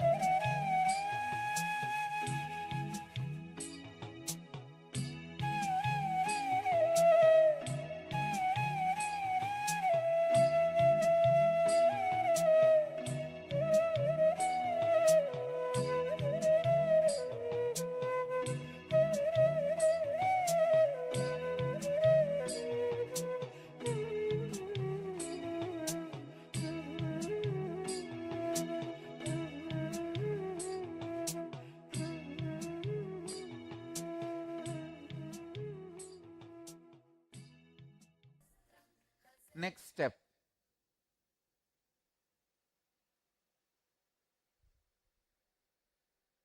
Jalantarabandha.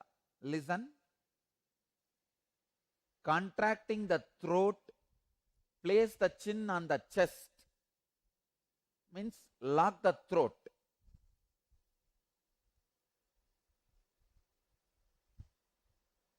Just put your chin on the chest and lock the throat internally. Hold as long as you can. And exhale slowly when you feel you can't hold anymore. Do this again 21 times.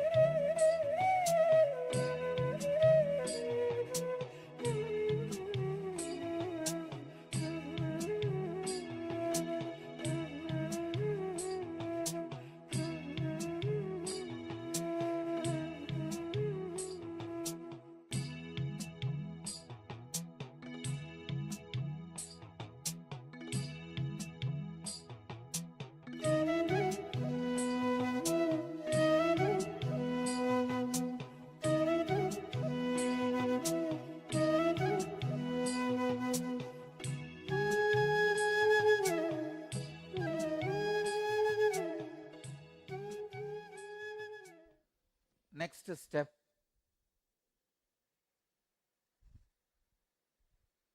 Muktasana. Please sit in Muktasana. Place the heel at the root of the organ of generation and the right heel above that. This is the way. Please understand.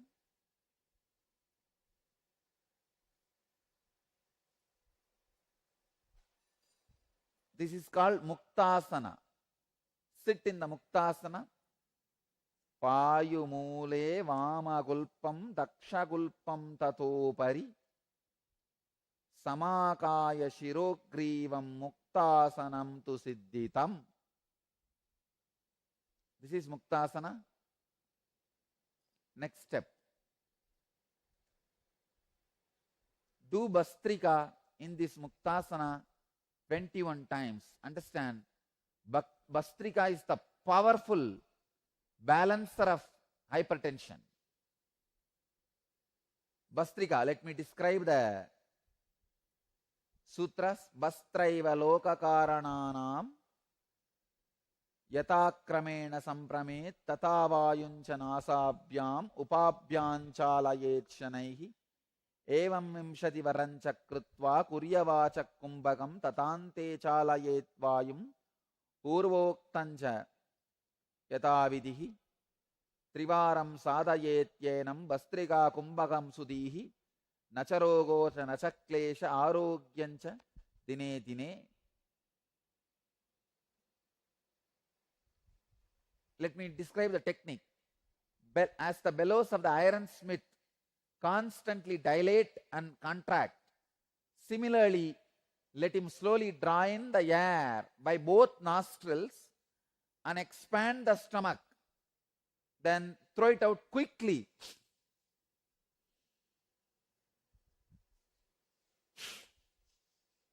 Inhaling should be very, very slow. Exhaling should be fast and quick. Do this 21 times.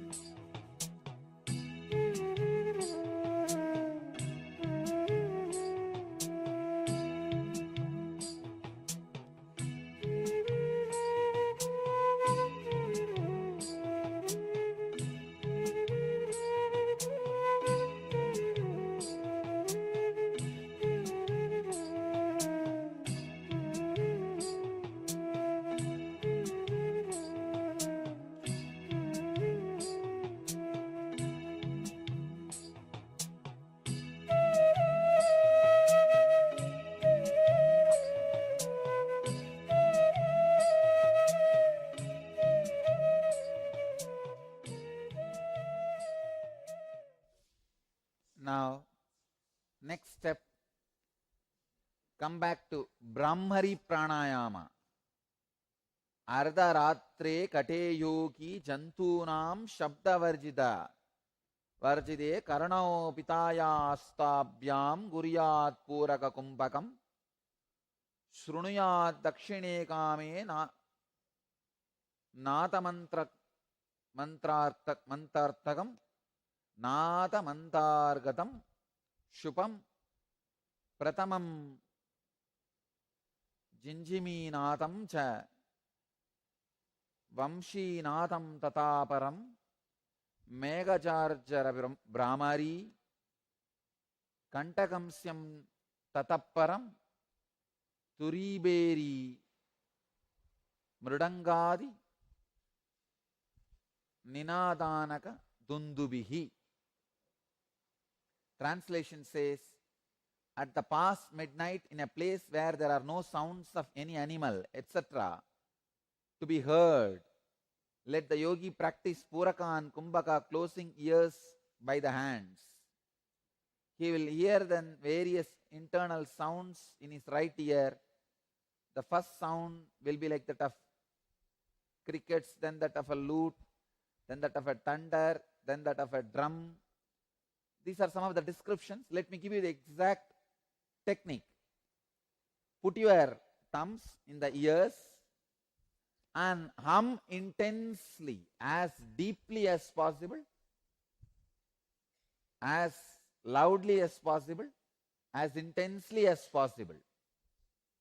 Start.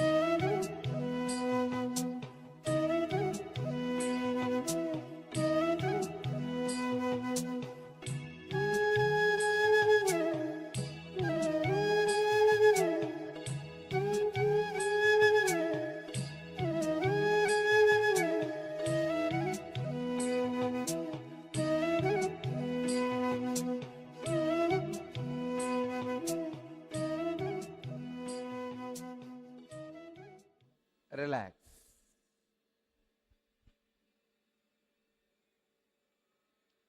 You can now relax.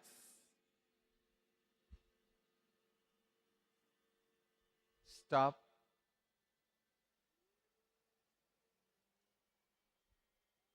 Relax. Do this Kriya every day.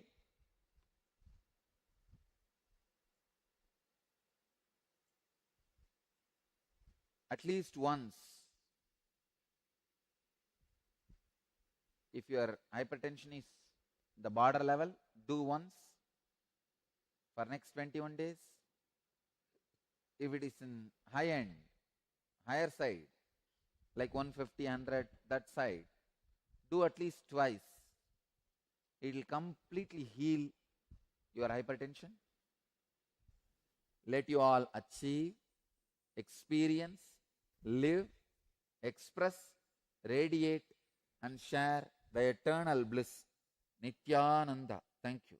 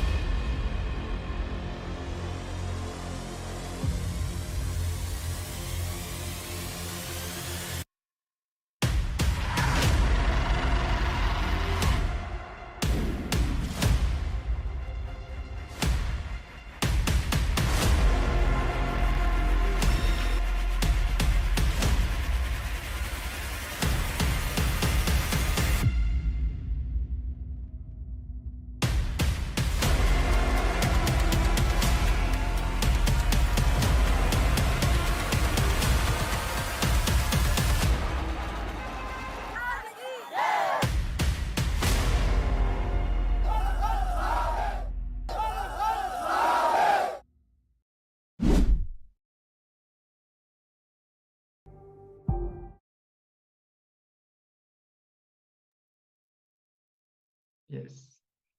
Nityananda, all of you. After this powerful Kriya, care for hypertension, we're now going to get ready. I hope all of you are present and available for the session, as we are going to learn about the last of the 4 tattvas, including a short meditation. We're going to learn about the tattva of enriching. Enriching is operating from the cognition that others are a direct extension of you. So when you are contributing to yourself and others, enriching yourself and others, then you are establishing yourself in the highest truth, which is Paramadvaita. As long as you cognize yourself as someone separate, something separate from the rest of the world, you'll not be able to enrich completely.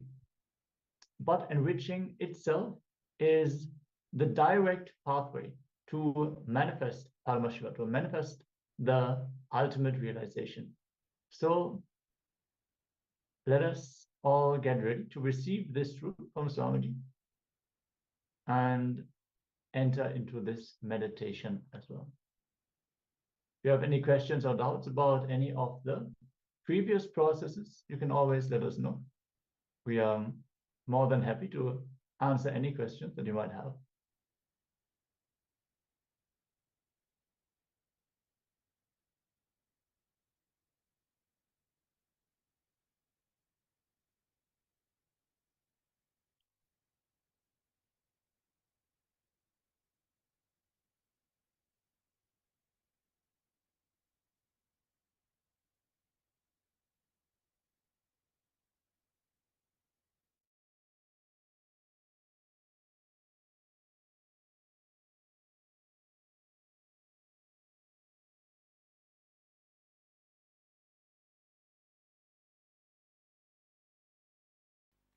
Please understand,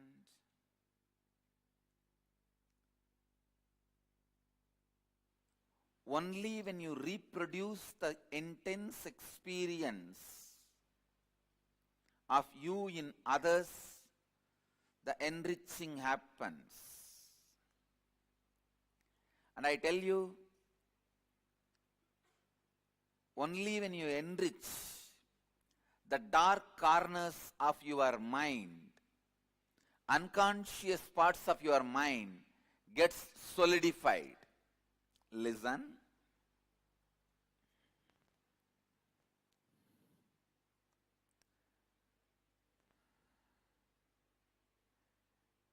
Many times, just in the face I can see a person going through confusion and suffering. Unfortunately,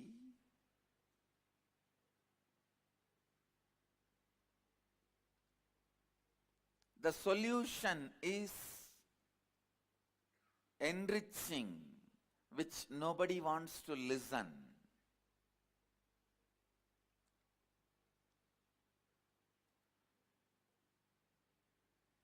When you enrich other human beings, all the struggle you face in them is all the struggle your own unconsciousness carries. Please understand, when you enrich somebody and made them sannyasi, only then you are a real sannyasi. Because all the problems they face is nothing but the problems of your unconsciousness. If you can answer all their problems and questions, only then you answered all your unconscious problems and questions.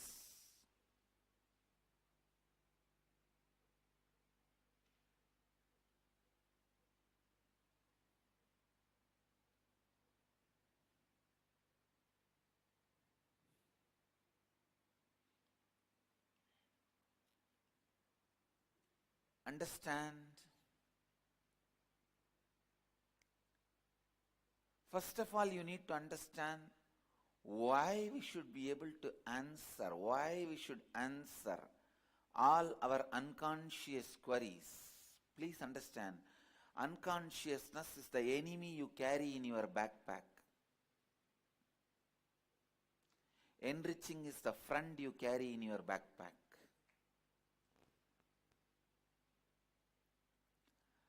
Unconsciousness is the enemy you carry in your backpack. Any moment he may attack you. Any moment he may put you in depression.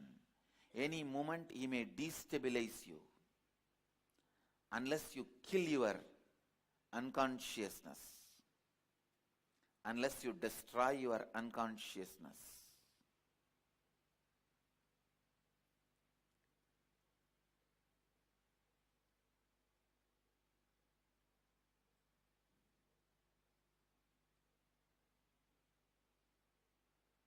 You will create hell for yourself, nobody else. You can't create hell for anybody else. You will create hell for yourself. Unconsciousness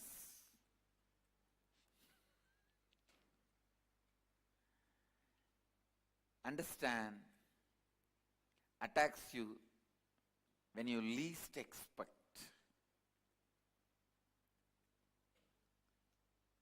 Better go round, enrich everyone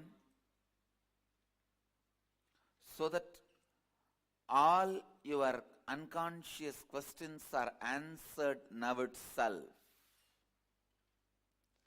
It is like voluntarily facing your unconsciousness.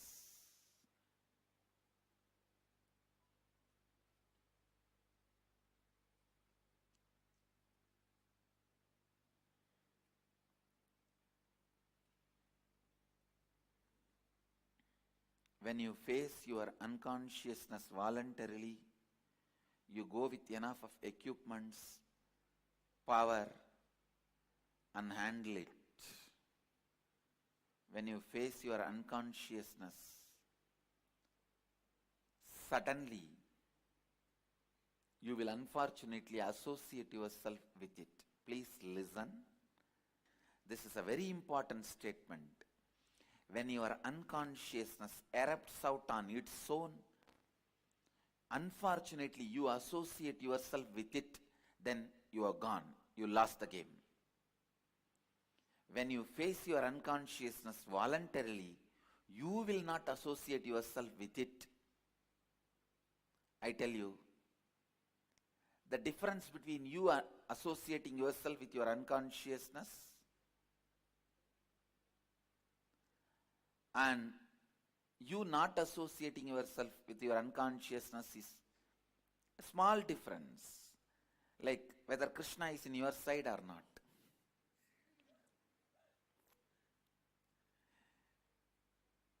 See, there was a situation, Krishna has to decide whether he should be in the side of the Pandavas or Kauravas in Mahabharata.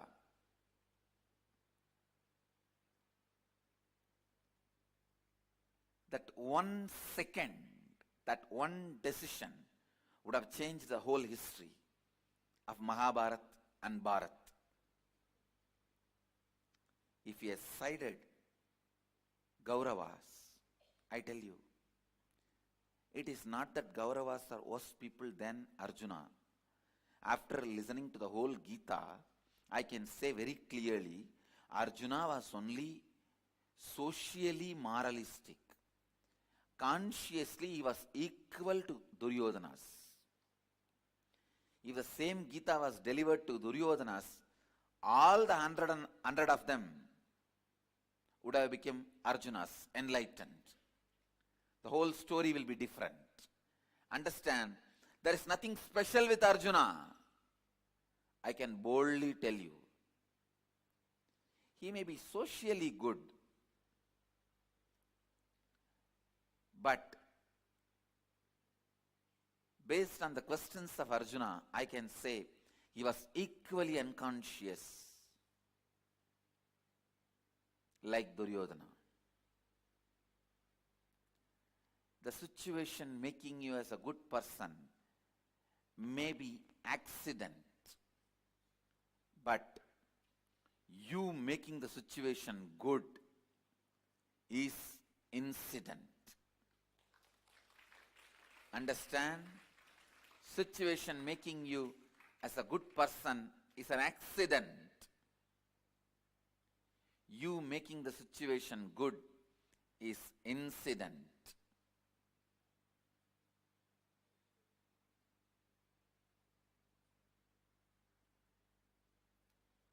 The one decision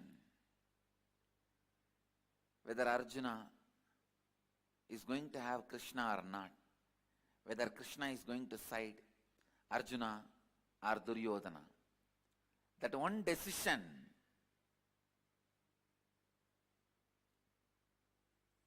that makes the whole difference.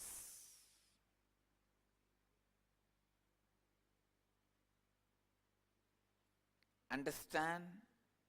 Your whole life is nothing but Mahabharata.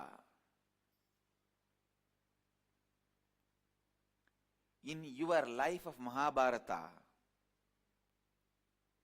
the victory or failure is going to be decided. Who is going to win? Whether you or your unconsciousness is going to be decided only based on which side you are going to side. Listen. Whichever side Krishna sided would have won the game. If he sides Duryodhana's, he would have won the game. He knows what to do.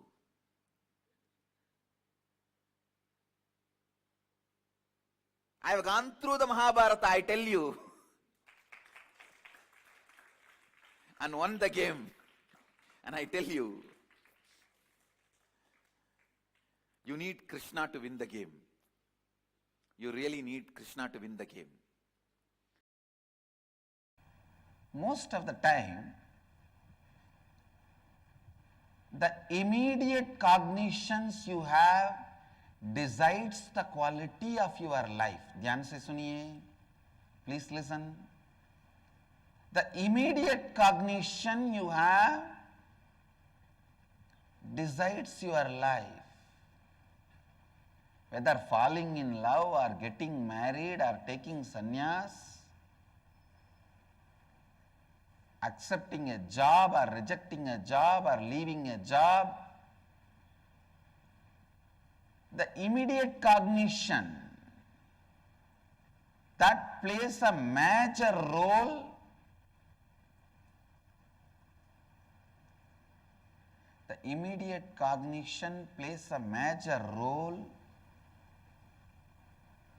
listen, the immediate cognition plays a major role. I wanted all of you to listen to this word once more. Immediate cognition plays a major role. I am repeating it 3 times.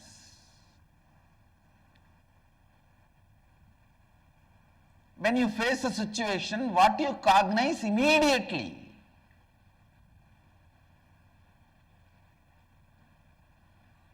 Sometimes you slowly think, rethink,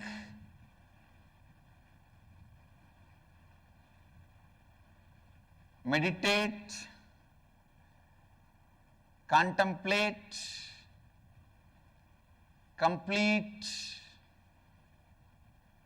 You do all of that and then come to certain cognition. But please understand, your decision is going to be done only by immediate cognition. Your contemplation, thinking, everything may influence your decision, but that itself will not be decisively decision making. Please listen.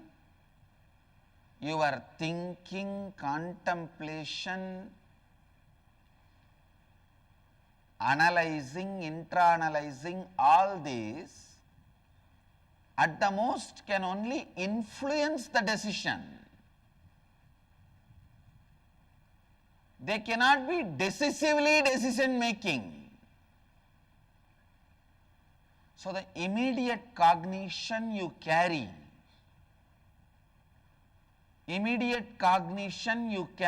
plays a major role. Please understand, in the inner awakening, I am giving you the right immediate cognition.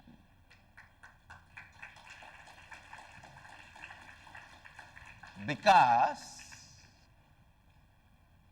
the immediate cognition goes on functioning in one way in your life, and your intra-analyzing intellectual understanding goes on functioning in other direction. The gap between these two is called vasana. You go on visualizing, you will have a happy, beautiful, great family and sangha around you, joyful employees, employers around you. But the moment your wife or husband calls, the moment you pick up the phone, tell me, and you justify yourself. Slowly I will change myself. Later on I will become friendly, loving, and then they will become friendly, loving, and then we will become a happy family. You go on keeping your fantasy alive and go on working in a completely opposite direction.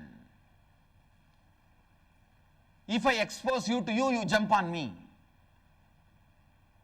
try to bite me.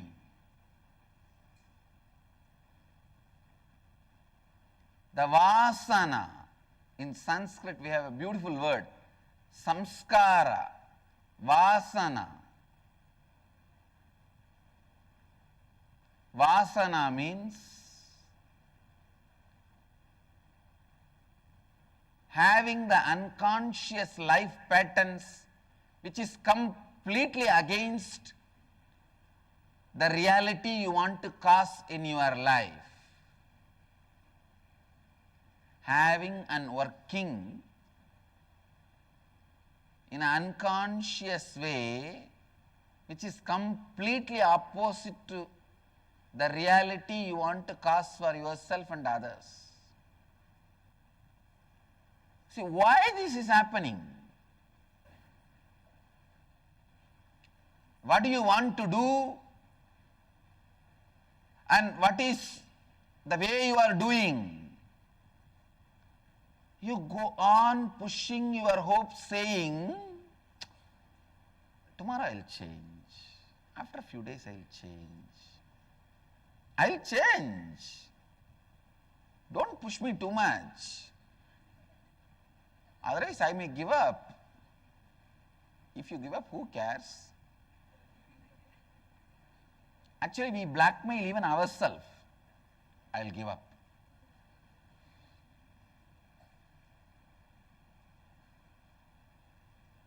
I wanted to give them the new name, self-blackmailers.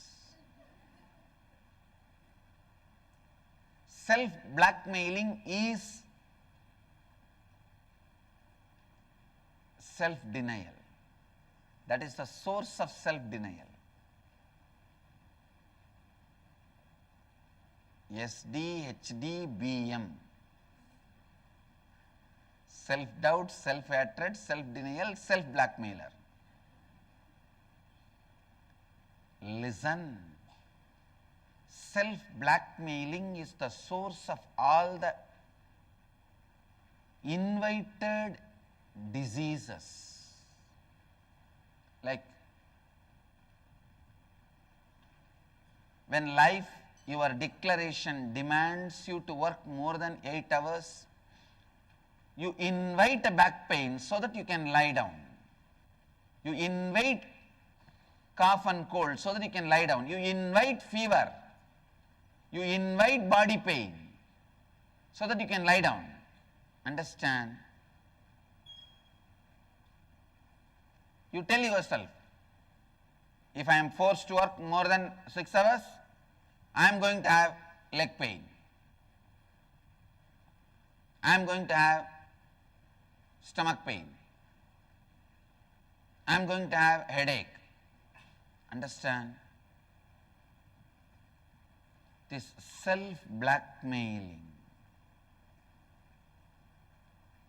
is the invitation for self-invited diseases. There are some diseases you inherit. There are many diseases you invite.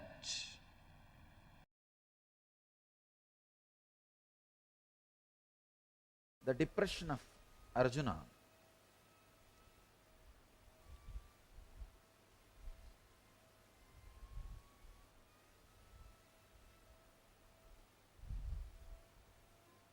I can say is almost screaming.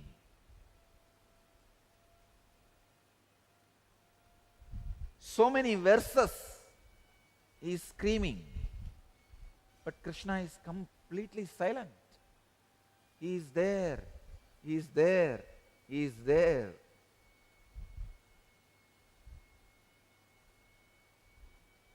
The first year of the marriage, the man speaks and the woman listens. The second year, the woman speaks and the man listens. The third year, they both speak and the neighbors listen.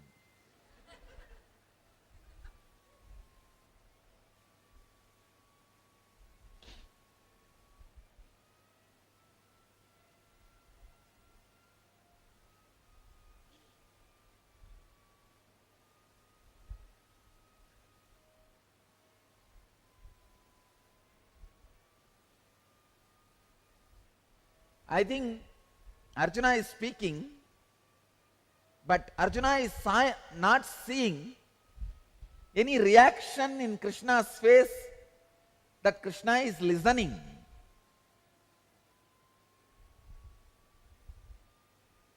I strongly believe Krishna is not listening to the words of Arjuna. He is only looking into the depths of Arjuna with deep sympathy, to understand the root of the problem. Please understand, when you are agitated, confused, your words do not express your real problem. That is why when people come and tell me their problems, when they give me a long letters, More than reading their letter, I will be looking into their eyes. I will read their problems by looking into their eyes, not looking into their letter. Because you are habitual liars. Please understand, all human beings have got into the system of becoming habitual liars. Yesterday, we were having sessions in Inner Awakening. When you are challenged, when you are cornered, how you escape from situations. I was studying each one's patterns, how each one escapes, listening to their stories, incidents. I discovered one thing, 99% of the people tell lies and manipulate the situation and escape when they are challenged. And the remaining 1% told lies even to me when I asked them.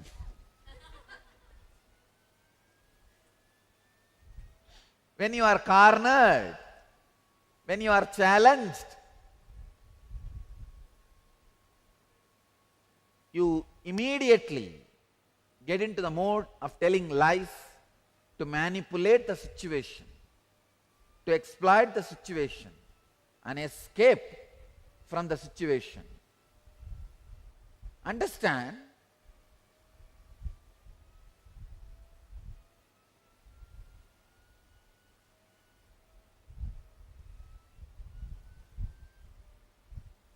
more than the words of Arjuna, the eyes of the Arjuna can reveal the real problem to Krishna.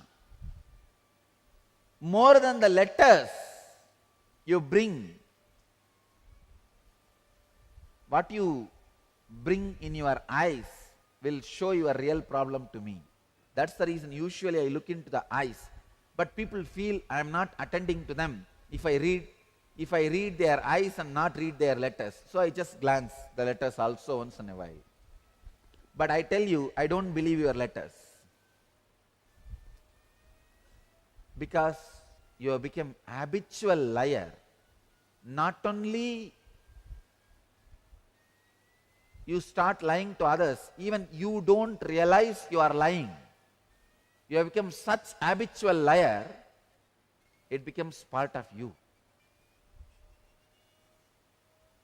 We hear that those who have lost family traditions dwell in hell for an indefinite period of time. Arjuna is crying. But he is not crying with the right logic. He is just using all broken logics, all broken ideas to justify his thoughts, justify his ideas. See, it is too late.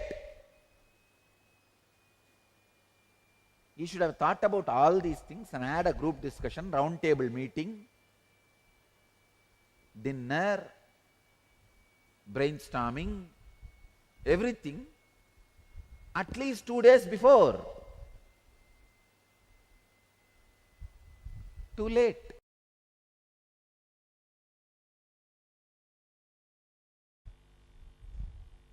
Patanjali is taking us beyond enlightenment.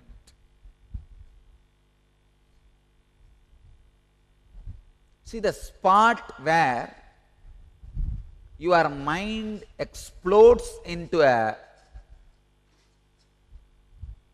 non-assemblable manner to pieces in such it can never be again assembled in the same old way. That moment, that spot, that experience is what I call enlightenment. But Patanjali takes us a step deeper, step further, Beyond that moment, this sutra is throwing light beyond what we call enlightenment. Patanjali says, even when the enlightenment, explosion of the instrument called mind happens in a way you can never assemble it back again as it was. Please understand. The conscious explosion happened in me. Explosion happened in me at the age of 12. The mind has gone to that pieces, that number of pieces. I can never bring all the spare parts and assemble it back. It got dismantled in a way it can never be assembled back.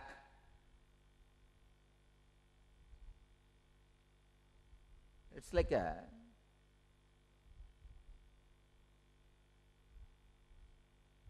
somebody's body is burnt and the ashes have been taken to different oceans and put in the ocean, and whatever is put in the ocean is eaten by some sharks and over. Now, can you get all those particles back, put it together and make the body back? No. Impossible. Same way, the explosion happened in me at the age of 12 was such a strong experience. Never I can collect the mind back and assemble it and create the same old structure. Or I can say any structure. Forget about old structure, any structure. It's not possible. It has become impossible.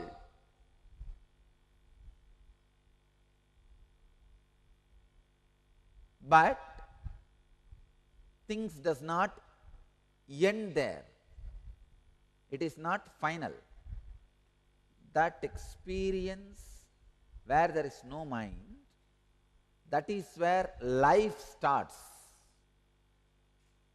So the life continues to flow in that ultimate explosion. I can say every moment the explosion goes on and on and on and on and on. Enlightenment is a constant happening. It is like an atomic reactor. Your body becomes an atomic reactor. Constant explosion goes on and on and on and on and on.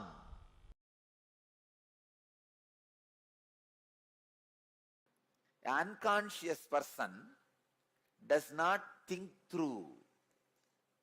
So whatever is the flow of life for him is crime for society. For a conscious person, whatever is flow of his life, like he wakes up, morning he goes to the job, works in his office, goes for lunch, comes back again, works in his office, comes back to sleep. Whatever is his course of life, the happening, it is part of society, the flow of society. If you ask him, why are you doing this? He says, that is the way life is. It is like a common understanding. If you are a girl, the moment you are 25, get married. If you are a boy, the moment you are 27, get married. Of course, what I am saying, age is a city limit, city age limit. The villages, it is much less. These are all common accepted understanding. When thousands of miracles are happening around me, I tell you, I promise you, I don't do anything. It is the happening for me.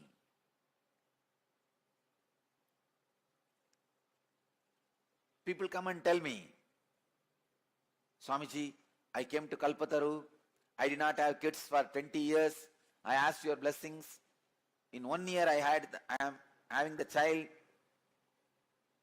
I am so happy. When I see the surprise in their face, I understand. So you fellow, you came without any trust or faith. That is why you are surprised. Because when people come and tell me, I don't get surprised. When you come to Kalpataru, when I am in that samadhi, whatever I say naturally comes true. It is the happening for me. What is there in that to be surprised? But when these guys are surprised, they think I'll be very happy. See, I don't take myself for granted. I enjoy the devotion component of you reporting. When you come back and report to me, I did not have a child for 20 years and you blessed me in the Kalpataru, now I have a child. Your gratitude component I enjoy. There is a gratitude part in that. That I enjoy. But the surprise part I don't enjoy. Understand? I never enjoy the surprise part. It means what? See, if there is a gratitude component, you have a devotion.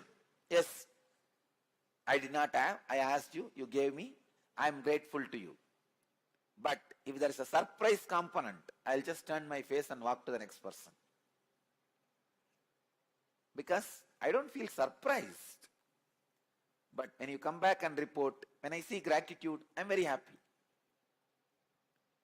I don't take myself for granted. I see the gratitude part. I do enjoy the gratitude part. But if there is a surprise part, then you did not comprehend or have deep trust. That is okay. All I wanted you to understand, just the happening, ordinary happening for me becomes miracle for you because of the consciousness established in the superconsciousness. Because it remains in the superconsciousness, in the highest intelligence, the supreme being, even the happenings are celebrated as the miracles. Bhagavan is very clear, Krishna is very clear, he uses the word ihaiva taihi chitavas sargaha esham samye stitam manaha nirdosham hi samam brahma tasumat brahmani te stitaha.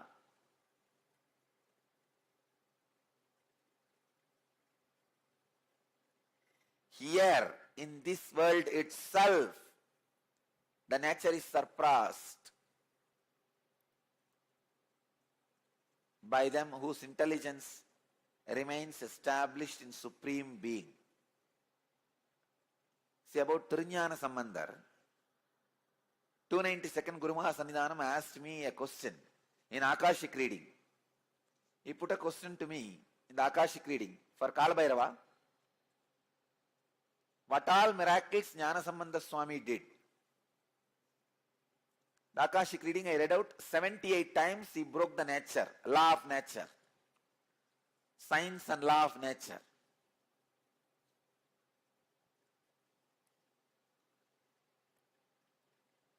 I tell you that 78 incidents are miracle for us, but for Jnana Sambandha Swami, Tirjnana Sambandhar, it is the happening.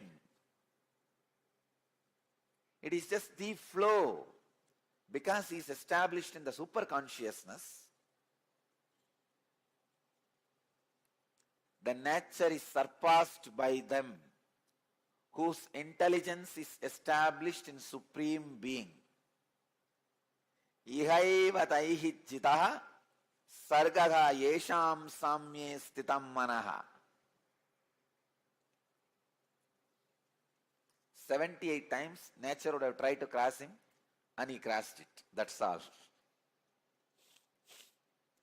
When he puts the palm leaf and it goes against the water current in Vaigai, when he puts the palm leaf into the fire and it does not get burnt, means he is not performing miracle.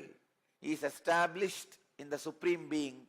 The happening itself is miraculous for ordinary people who sees the whole thing in ordinary mind, from the ordinary consciousness. Understand? Now, this is the sutra for all of you. This is the important understanding for all of you. Be established in ajapa japa, feeling connection and unclutching. You will simply pass the law of the nature, which is you can't live without food. You will just surpass it. Be established in the supreme consciousness. You will just surpass the law of nature. You can't live without food. You can't live without food is a law. It's a nature. You will just surpass it by being established in supreme being.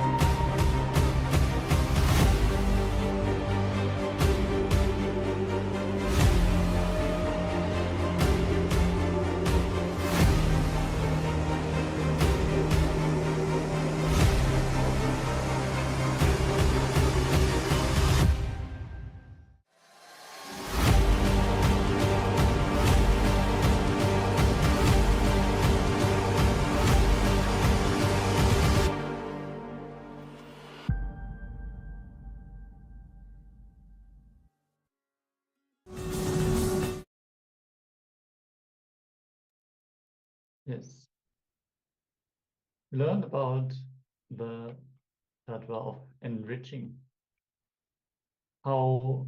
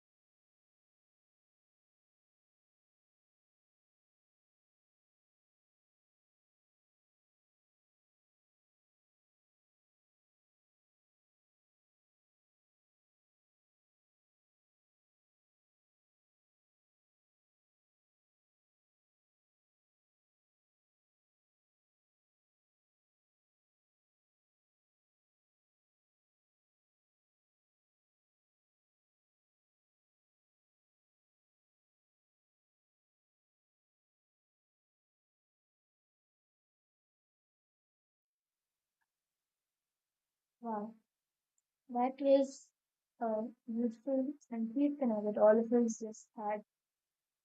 And in that same space of bhakti, devotion, each and every one of you have a chance to make that Paramashiva bhakti into Paramashiva jnana and even make it into Paramashiva vijnana. And that opportunity that each and every one of you have is the Paramashiva Sena program. By attending the Paramashiva Sena program, you can make your Paramashiva Bhakti into Paramashiva Jnana and finally, ultimately, into Paramashiva Vijnana. As Swamiji said, Paramashiva Vijnana is Paramashiva, Swamiji, knowing you. He himself, Swamiji himself will know you. And the Paramashiva Sena program, the becoming Rajya Sabha member of Kailasa is an opportunity that you should not miss for any reason. And this program, it's like first, it's one program, the in-house program happening after 5 years, and Swamiji himself is attending to each and every person. Each, like literally, Swamiji is there 24 by 7. 24, not even 24 by 7. Literally, 24 Swamiji is there. Swamiji is making himself available in the Paramashiva Sena program for each and every one of us. And you can become a you can become a part of the Paramashiva Sena, a Rajya Sabha member of Kailasa by attending the program. You can experience the Paramashiva Vijnana, where Swamiji himself will know you and understand this program, right? Like it is literally conducted and guided by Swamiji himself. Literally, like throughout the whole program, in the day, like from the time starting the program till the end, Swamiji is there with each and every single participant, guiding them to become his ambassadors. As very beautifully read, Paramashiva Sena is for each and every one of us to experience the you are to understand. And so it's like all of us, it's like a training ground for all of us to radiate Swamiji himself, manifest Swamiji in each and every one of us. I will request all the participants and all the viewers live right now.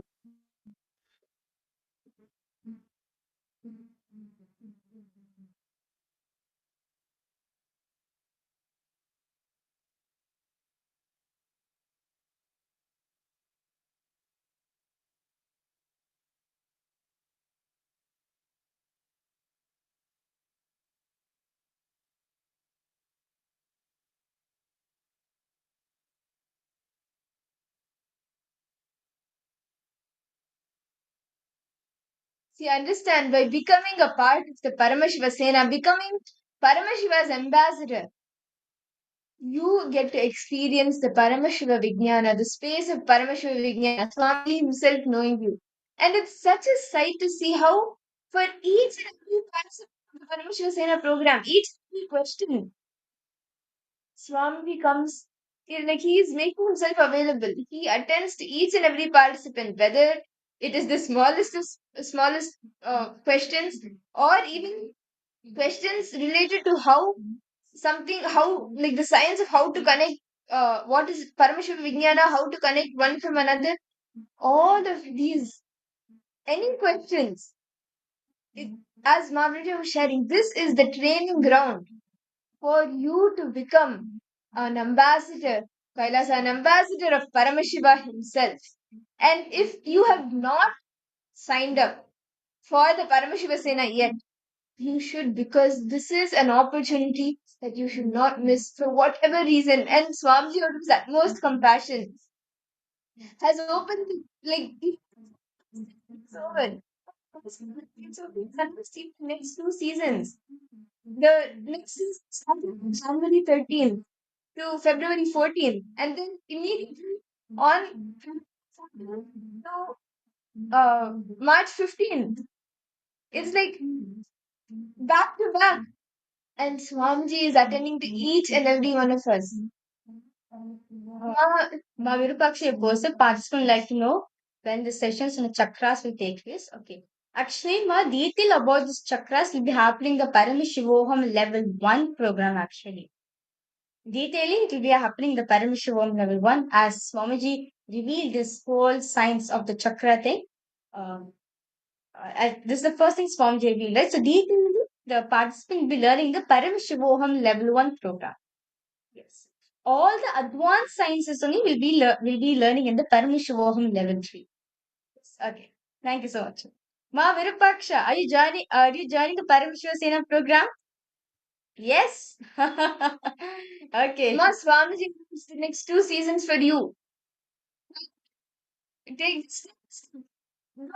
All the obstacles are there. Just step. Jump. How about for you, Ma Gracina? Ma Stephanie, Ma Leah Corey, Nityanandam. Why? Ma Gracina, why? What do you think it's not possible? What's the obstacle you're facing? Yes, on January 13th. Yes. Ma Gracina, you're going to be Swamiji's ambassador. Come on, Ma. What's the most blessing you can get? There cannot be a bigger blessing than being Swamiji's very own ambassador, manifesting Swamiji through you, literally being an extension of him, going and enriching people, sharing Swamiji's, like literally embodying Swamiji for the people, enriching them, helping people in every place where they are stuck. And Paramashiva Sena program is on ground training to be Paramashiva's ambassador. As very beautifully Swamiji said, right? In Paramashiva Sena program, literally Swamiji will be knowing understand all the manifest and the unmanifest part of you. Literally Swamiji will know your whole. Literally, if you want Swamiji to know you personally, Paramashiva Sena is for you. As literally like today is like this the 11th day, like the 12th day of or the 12th day of the Paramashiva Sena program. And literally like all the participants are getting trained on ground to represent Swamiji wherever they go. And end of the day, they are going to be they are going to be part of they are going to be part of the Raj Sabha of Kailasa. And this is a big opportunity Swamiji is giving up for each and every one of us. Become a Raj Sabha member of Kailasa. Please head to ecitizen.info/PSS and please and understand like it's just too amazing. Literally Swamiji himself will be training each and every one of us from the minor detail to how to present yourself, how to talk. As all something the AI, you will be trained in like from basic body language, speaking skills, leadership skills, AI skills, everything. On ground training to be Swamiji's ambassador. And the best part is Swamiji is making himself available. Swamiji is there for you. He will get to know you. He will know you end to end, internally, externally, everything. And any question that you have, anything that you are facing, Swamiji himself attends to each and every participant of the Paramashiva Sena. So if you just want to experience Swamiji, that dimension of Swamiji, you have the opportunity now by signing up for the Paramashiva Sena, becoming a Rajya Sabha member of Kailasa, and just go on enriching both yourself and others as an ambassador of Swamiji, as an ambassador of Paramashiva. I see several participants logged in. Ma Komati Kalej Chelvan, Nityanandama, welcome. Ma Vani Goyal, Nityanandam. Ma Vani Goyal, yes, Nityanandam, welcome. Ma Yubon, Nityanandam, Ma Deborah, Nityanandam, Ma Mahasadashiv Priya, Ma Arindeshri, Ma Ulrich, Nityanandam to each and every single participants. And those of you, if you really want to have the personal connection with Swamiji, right? If you want to have the personal, like the intimate, one-on-one connection with Swamiji, then Paramashiva Sena is for you. You want to experience Paramadvaita. This is the place for you. You want to experience what Swamiji experienced with Arunagiri Yogeshwara. This is the place for you. You want to experience how it is to be Swamiji's very own extension, Swamiji's very own ambassador. This is the place for you.